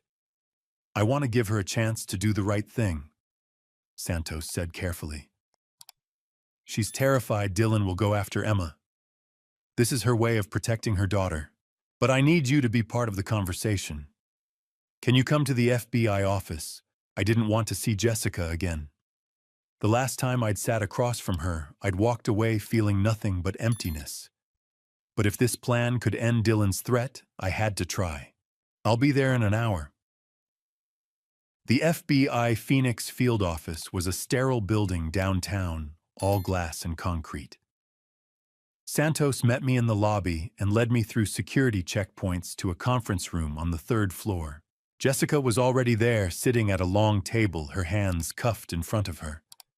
She looked thinner than I remembered, her face pale and drawn. When she saw me, tears welled in her eyes. Dad, she whispered. Thank you for coming. I sat down across from her, keeping my expression neutral. Agent Harris stood near the door, arms crossed, watching. Santos took the seat beside me.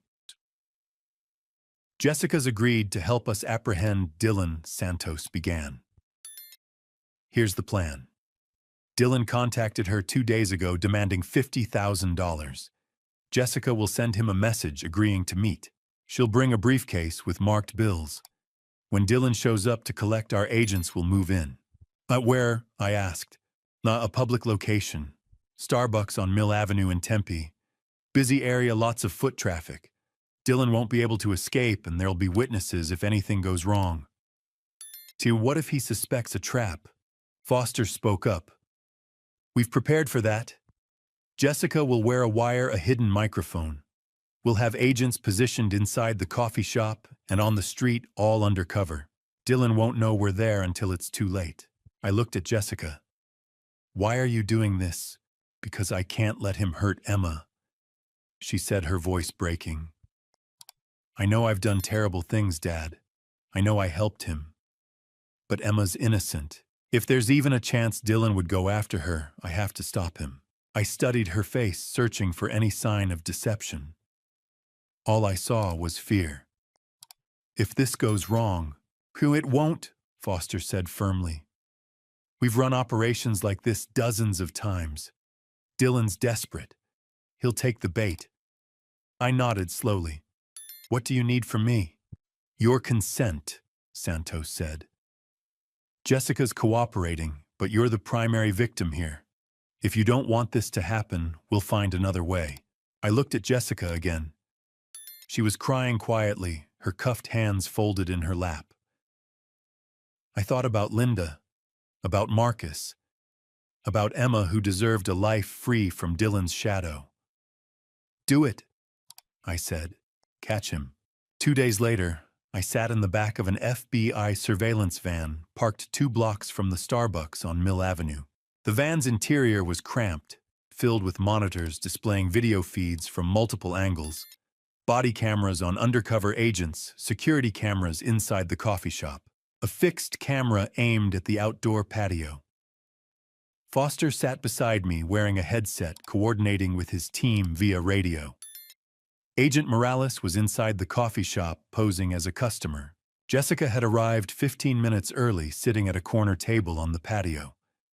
She wore jeans and a plain white blouse, a thin wire hidden beneath the fabric. A black briefcase sat on the table in front of her. She looked calm, but I could see her hands trembling when she picked up her coffee cup. "She's doing fine," Foster said, noticing my concern. "The wire's working perfectly. Audio's clear." I nodded, my eyes fixed on the monitor. Around Jessica, the patio was busy, college students with laptops, couples talking over iced drinks, a man reading a newspaper. All of them were FBI agents. The barista inside was an agent. Even the couple walking a dog past the window were agents. Dylan wouldn't stand a chance. At exactly 3 o'clock, a figure appeared at the edge of the patio. Baseball cap, pulled low sunglasses, black hoodie. Dylan. I felt my chest tighten. He walked slowly, scanning the area, then sat down across from Jessica. She said something I couldn't hear over the ambient noise, but Foster adjusted the audio feed, and her voice came through clear and steady. "You're alone?" Dylan asked. "Yes, just like you said." Dylan glanced around one more time, then leaned forward. "Where's the money?" Jessica pushed the briefcase across the table. 50,000. It's all I could get." Dylan unzipped the case. Even through the grainy camera feed, I could see the stacks of bills inside. He picked one up, flipped through it, checking. My hands clenched into fists. Foster's voice crackled through the radio. "Hold positions. Wait for the signal." Jessica's voice came through the wire again. "Dylan, please. Promise me you won't go near Emma." Dylan didn't look up from the money. "I'm not making any promises. You should have helped me when I asked the first time." Jessica's voice wavered slightly. "I trust you." That was the signal. "Go, go, go!" Foster barked into the radio. On the monitors, I watched agents converge from every direction. Agent Morales burst through the coffee shop door, badge raised.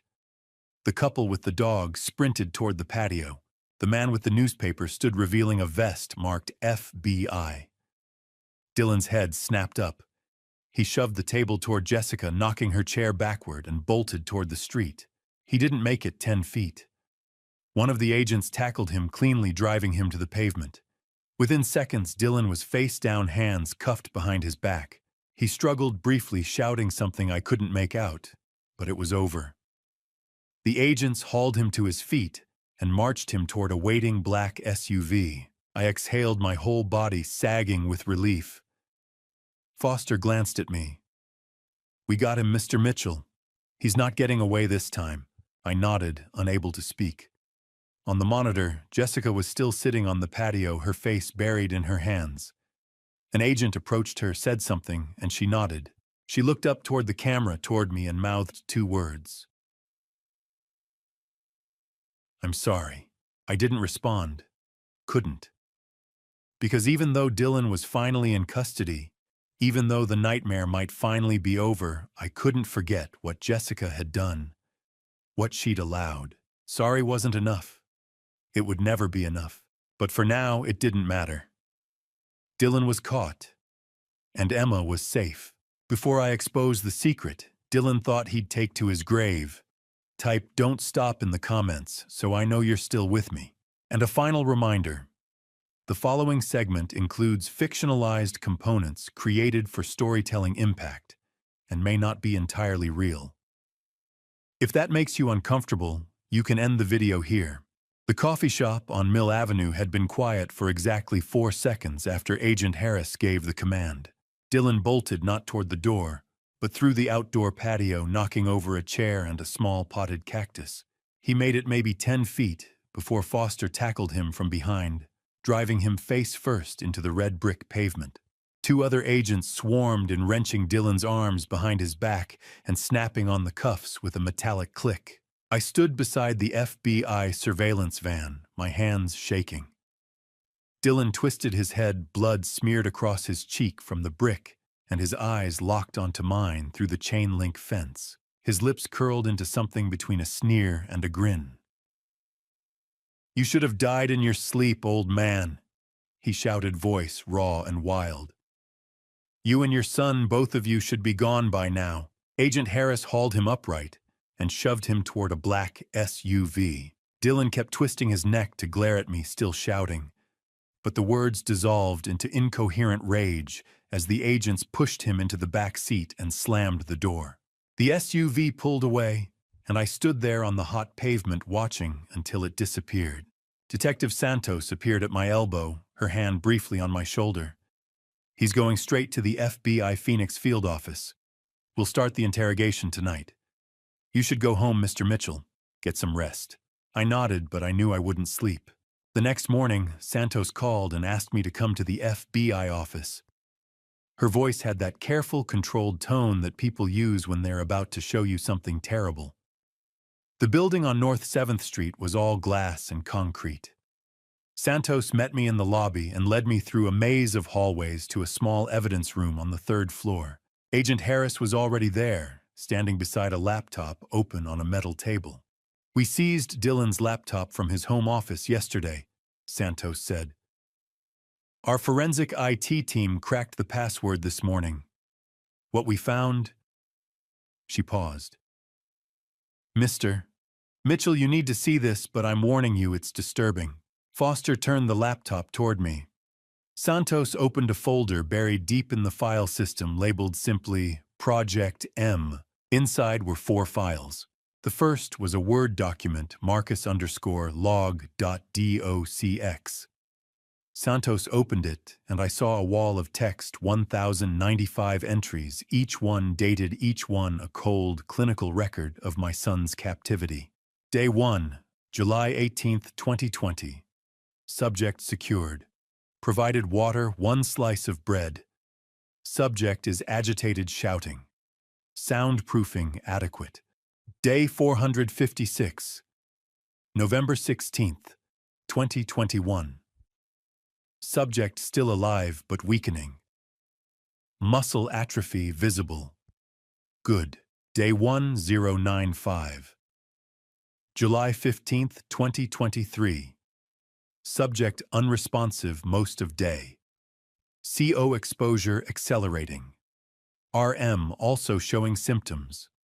Timeline on track. I couldn't read anymore. My vision blurred. "He documented everything," Santos said softly. "Every meal he dropped through the vent. Every time Marcus cried out. Every stage of his deterioration." Foster clicked on the second file, attic_cam_footage.mp4. A grainy video filled the screen. The timestamp read, August 12, 2021, 11:47 p.m. Marcus was sitting on the floor in the corner, his face gaunt and hollow. He wasn't moving, just staring at the door. Then suddenly he lunged forward and started pounding on it with both fists, screaming, "Please, please, somebody help me. I'm locked in here. Dad, Jessica, anybody." I pressed my palm over my mouth. Santos reached over and paused the video. "There are 18 hours of footage," she said. "We don't need to watch it all. But Dylan kept this. He watched this. He wanted to see your son suffer." I pushed my chair back and stumbled toward the corner, bracing myself against the wall. My stomach heaved. Santos handed me a bottle of water, and I forced myself to breathe. When I sat back down, Foster had opened the third file, an Excel spreadsheet titled CO_schedule.xlsx. The columns were labeled Date Furnace Runtime Hours, Estimated CO Parts per Million, Target Expected Timeframe to Incapacitation Notes. The first row read, May 15, 2023, 8 hours, 50 parts per million. M bedroom 60 to 90 days, slow escalation. RM shows no suspicion. The last row, July 15, 2023, 12 hours, 200 plus parts per million. RM plus MM, 7 to 14 days. If RM dies first, MM will follow within 48 hours. Inheritance secure. He planned your death down to the day, Santos said, her voice hard. He knew exactly how much carbon monoxide it would take. He calibrated the furnace to poison you slowly enough that you wouldn't suspect, but fast enough that you'd be gone by the end of July. Foster closed the spreadsheet and opened the final file. It was a photograph. My wife, Linda, was lying on our bed, her hands folded across her chest, her face pale and still. The timestamp read November 12th, 2019, 6:42 a.m., 2 hours before Dylan called 911 to report that she'd passed away in her sleep. He took this picture before he called for help, Santos said quietly. He kept it as a trophy. I couldn't speak. I couldn't even cry. I just sat there staring at the image of my wife and felt something inside me break all over again. Santos closed the laptop. Dylan refused his right to counsel, she said. During the interrogation last night, he told us, and I quote, "I'm only sorry I didn't finish the job." He has no remorse, Mr. Mitchell. He's a sociopath. I swallowed hard. What happens now? Arraignment is scheduled for next week at the Maricopa County Superior Court, Santos replied. You and Marcus will need to testify, but I want you to understand something. Dylan isn't walking away from this. The evidence is overwhelming. He'll spend the rest of his life in prison. I nodded, but the fear didn't leave. Dylan had escaped once already. Santos must have seen it in my face, because she leaned forward and met my eyes. We won't let that happen, she said. I promise you. I wanted to believe her, but after everything I'd seen, everything Dylan had done, I wasn't sure I could believe in promises anymore. The Maricopa County Superior Court building rose against the September sky, like a monument to justice, glass and steel and sharp angles. Marcus and I climbed the front steps together, moving slowly. He leaned on a three-legged cane, his shoulders still too thin beneath his pressed white shirt, and I walked beside him in the gray suit I hadn't worn since Linda's funeral. Inside, courtroom 5C smelled of old wood and stale air. The walls were dark oak, the benches hard and unforgiving. 2 flags hung behind the judge's bench, Arizona's copper star, and the stars and stripes, and the jury box sat to the left, 12 empty chairs, waiting to decide a man's fate. We took our seats in the front row. Detective Santos nodded to us from across the aisle. A moment later, the side door opened and 2 bailiffs led Dylan into the room. He wore an orange jumpsuit, hands and ankles shackled, but he walked with his head up, expression blank. His eyes swept over the courtroom over me, and there was nothing in them. No fear, no shame, just cold, empty space. Jessica sat at a separate table near the back, dressed in a blue jail uniform. She didn't look at me. She didn't look at anyone. All rise, the bailiff called. Judge Barbara Hendricks entered, a woman in her 60s with silver hair and a face carved from years of hearing the worst humanity had to offer. We stood. She sat. The room settled. The state of Arizona versus Dylan Michael Reeves, she said. Counsel, are we ready to proceed? Prosecutor Thomas Cooper rose. Yes, Your Honor. Defense attorney Martin Pierce nodded. Ready, Your Honor. Judge Hendricks gestured to Cooper. Opening statement. Cooper stepped to the center and faced the jury. Ladies and gentlemen, this is a case about trust, about betrayal, and about a man who spent 3 years executing a cold-blooded, calculated plan to destroy an entire family for money. He outlined the charges: Count 1, first-degree murder of Linda Mitchell in 2019 through deliberate carbon monoxide poisoning. Count 2, attempted murder of Robert and Marcus Mitchell in 2023 using the same method. Count 3, kidnapping and false imprisonment of Marcus Mitchell from July 2020 to July 2023. The evidence will show that Dylan Reeves is not a desperate man who made a mistake. He is a predator who planned every detail, who documented his crimes, and who felt no remorse even as his victims suffered. The trial lasted 4 days. Ryan Brennan testified, first describing the locked attic door, the carbon monoxide alarm, the sabotaged heat exchanger. He was calm, professional, and unshakable on cross-examination. Detective Santos followed, walking the jury through the forensic evidence, Dylan's laptop with the hidden Project M folder, the fabricated news articles about Marcus's fake death, the Excel spreadsheet calculating lethal CO exposure, timelines, the photograph of Linda's body taken before Dylan called 911. The jury sat in silence. Then Marcus took the stand. He gripped the railing as he swore the oath, his hand trembling. Cooper asked him to describe his captivity. Marcus's voice was thin, fragile, but it carried. "I was locked in that room for 3 years," he said. "Dylan drugged me the night I arrived. When I woke up, the door was bolted. He fed me through a vent, bread, water, canned beans. There was no toilet, just a bucket. No light except what came through a crack in the roof. I screamed until my throat bled. I pounded on the door until my hands broke. No one came." He looked at Dylan. "He told me I was just an obstacle, that he'd keep me there until no one remembered I existed. And when I started getting sick, when the headaches got so bad, I couldn't stand, he told me it was carbon monoxide. He said, 'You and your father will be gone soon, and then everything will be mine.'" Dylan didn't blink. Pierce had no questions. Finally, Cooper called me. I walked to the stand, placed my hand on the Bible, and swore to tell the truth. Cooper asked me to describe my relationship with Dylan. "Dylan came into our lives in 2018, I said. "He married my daughter. He was kind, helpful, respectful. I trusted him, and he used that trust to plan my wife's death, to imprison my son, and to try to take everything we had." My voice cracked. "I will never forgive myself for not seeing it sooner." Cooper nodded gently. "Thank you, Mr. Mitchell. No further questions." Pierce stood, hesitated, then sat back down. "No cross, Your Honor." Closing arguments were swift.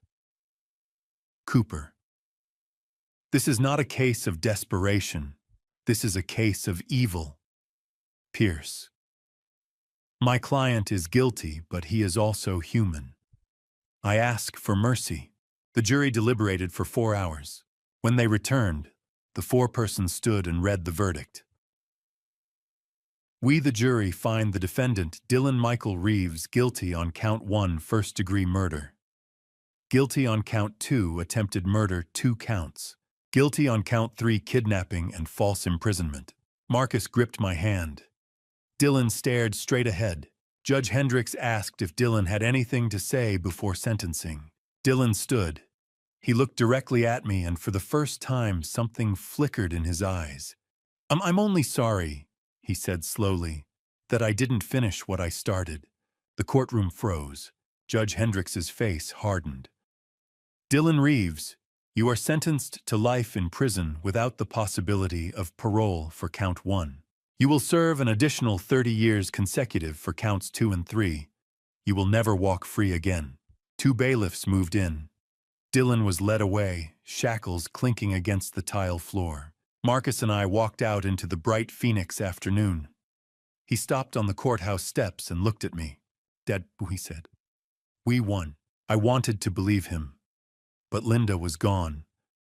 Marcus had lost 3 years he'd never get back. Jessica was going to prison. Emma would grow up without her mother. "No son," I said softly. "There are no winners in this story." He squeezed my shoulder, and we walked toward the car, 2 men carrying wounds that would never fully heal. The headstone was simple, polished gray granite with her name carved in clean letters. Linda Ann Mitchell, 1955 to 2019, beloved wife and mother. I knelt on the grass, the July sun beating down on my shoulders, and placed a bouquet of white roses at the base. "Shatik," I whispered, "you left us too soon. You deserved so much better. I'm sorry I didn't protect you." My voice cracked. I touched the cool stone, tracing her name with my fingertips. But I promise you, I'll take care of Marcus. I'll take care of Emma. I'll make sure your life meant something. Marcus stood a few feet behind me, leaning on his cane. He'd come a long way in 2 years. He'd gained back 30 pounds, his hair was neatly trimmed, and the hollow look in his eyes had softened. But his hands still trembled sometimes, a permanent reminder of the carbon monoxide that had nearly taken him. I stood brushing the dirt from my knees and turned to him. He smiled gently.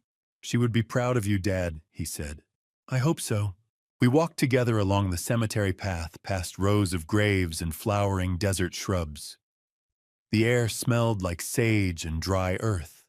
"How's Sarah?" I asked. Marcus's face brightened. "She's good. Really good."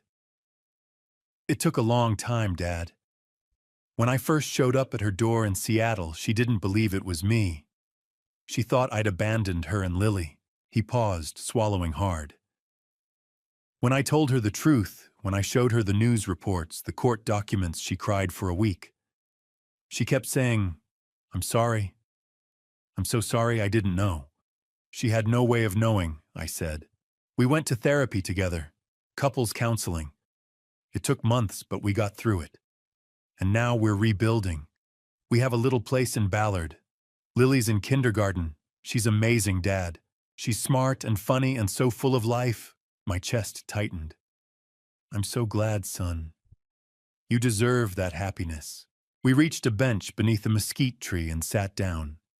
"Have you been to see Jessica?" Marcus asked carefully. I nodded. "Last month, I drove out to Perryville. I'd visited Jessica at the women's prison. She wore a blue uniform, her hair cut short, her face bare of makeup. She looked older than 40. 'I'm so sorry, Dad,' she'd said through the glass partition, tears streaming. 'I know I don't deserve your forgiveness. I know I failed you. I failed Marcus. I failed Emma.'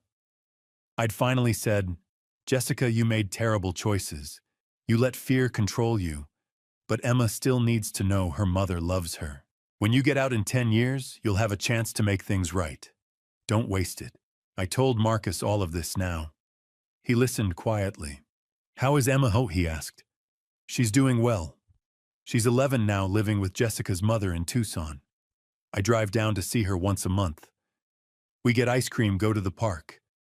She asks about her mom sometimes. I tell her the truth, that her mom made a mistake and has to stay away for a while, but that she still loves her." Marcus was quiet for a moment. Then he said, "Dad, do you blame yourself?" I looked at him surprised. "Every day. You shouldn't." "How can I not?" My voice rose. "I lived in that house for 3 years. You were right above me, locked in a room, and I didn't know. I didn't hear you. I trusted Dylan when I should have questioned him. I failed you, Marcus. I failed your mother." Marcus reached over and took my hand. "Dad, stop. Dylan was the criminal, not you. He manipulated all of us. He was a sociopath. He planned every step, every lie. You couldn't have known. But I should have. No." His voice was firm. "You did everything you could. And when you finally found out, you didn't hesitate. You called the police. You fought for me. You saved my life." Tears blurred my vision. "Do you forgive me?" Marcus pulled me into a hug. "Dad, there's nothing to forgive. I love you." I held him tightly, this son I'd nearly lost, and let myself cry. We left the cemetery together, walking toward the parking lot. The sky was a brilliant, cloudless blue, the kind of sky that made you believe in new beginnings. "What are your plans now?" Marcus asked. I leaned against the hood, thinking. I sold the house in Scottsdale. I couldn't live there anymore. I bought a small apartment downtown near the hospital, and I've been volunteering. Volunteering at a domestic violence center, I said. I share my story with other families, people who've been manipulated, controlled, isolated by someone they trusted. I tell them what happened to us, and I help them recognize the warning signs. Marcus smiled. "That's good, Dad. Really good."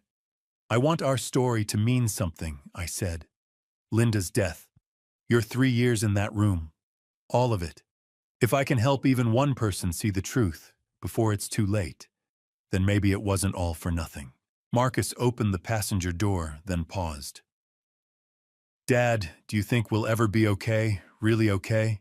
I looked at him, at this man who'd survived hell and come out the other side scarred but standing. And I thought about Emma growing up in Tucson, about Jessica serving her sentence and maybe someday finding redemption, about Linda resting beneath the desert sky. I don't know if we'll ever be the same, I said slowly, but I think we can be okay. It'll take time. It'll take work. But we're still here. We're still fighting. Marcus smiled. Then that's enough. We got into the car, and I started the engine. As we pulled out of the cemetery, I glanced in the rearview mirror one last time, watching Linda's grave disappear into the distance.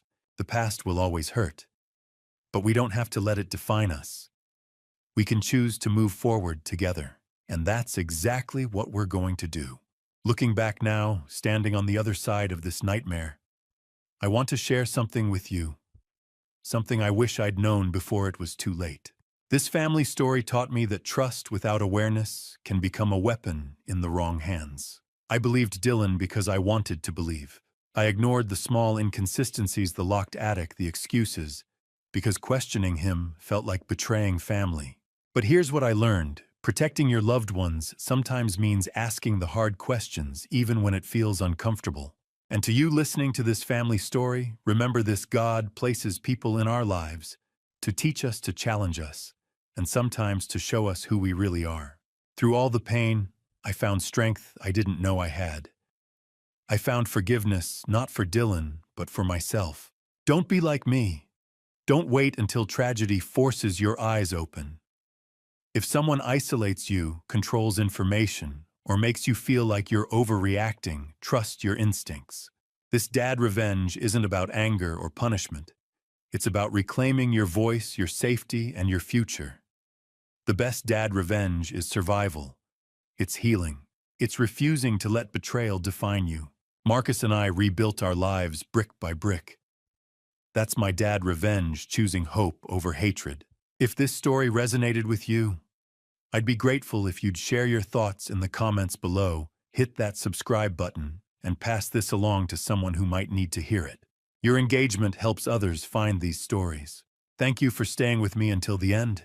I want to acknowledge that this narrative contains fictionalized elements crafted for educational purposes. If you feel this content isn't for you, feel free to explore other material that better suits your preferences.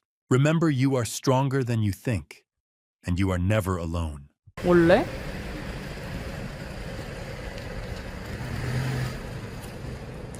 오늘 따뜻하다고? 아닌데 춥던데. 근데 일단 가자. 힘들다. 좀만 버텨. 와, 존나 무거워.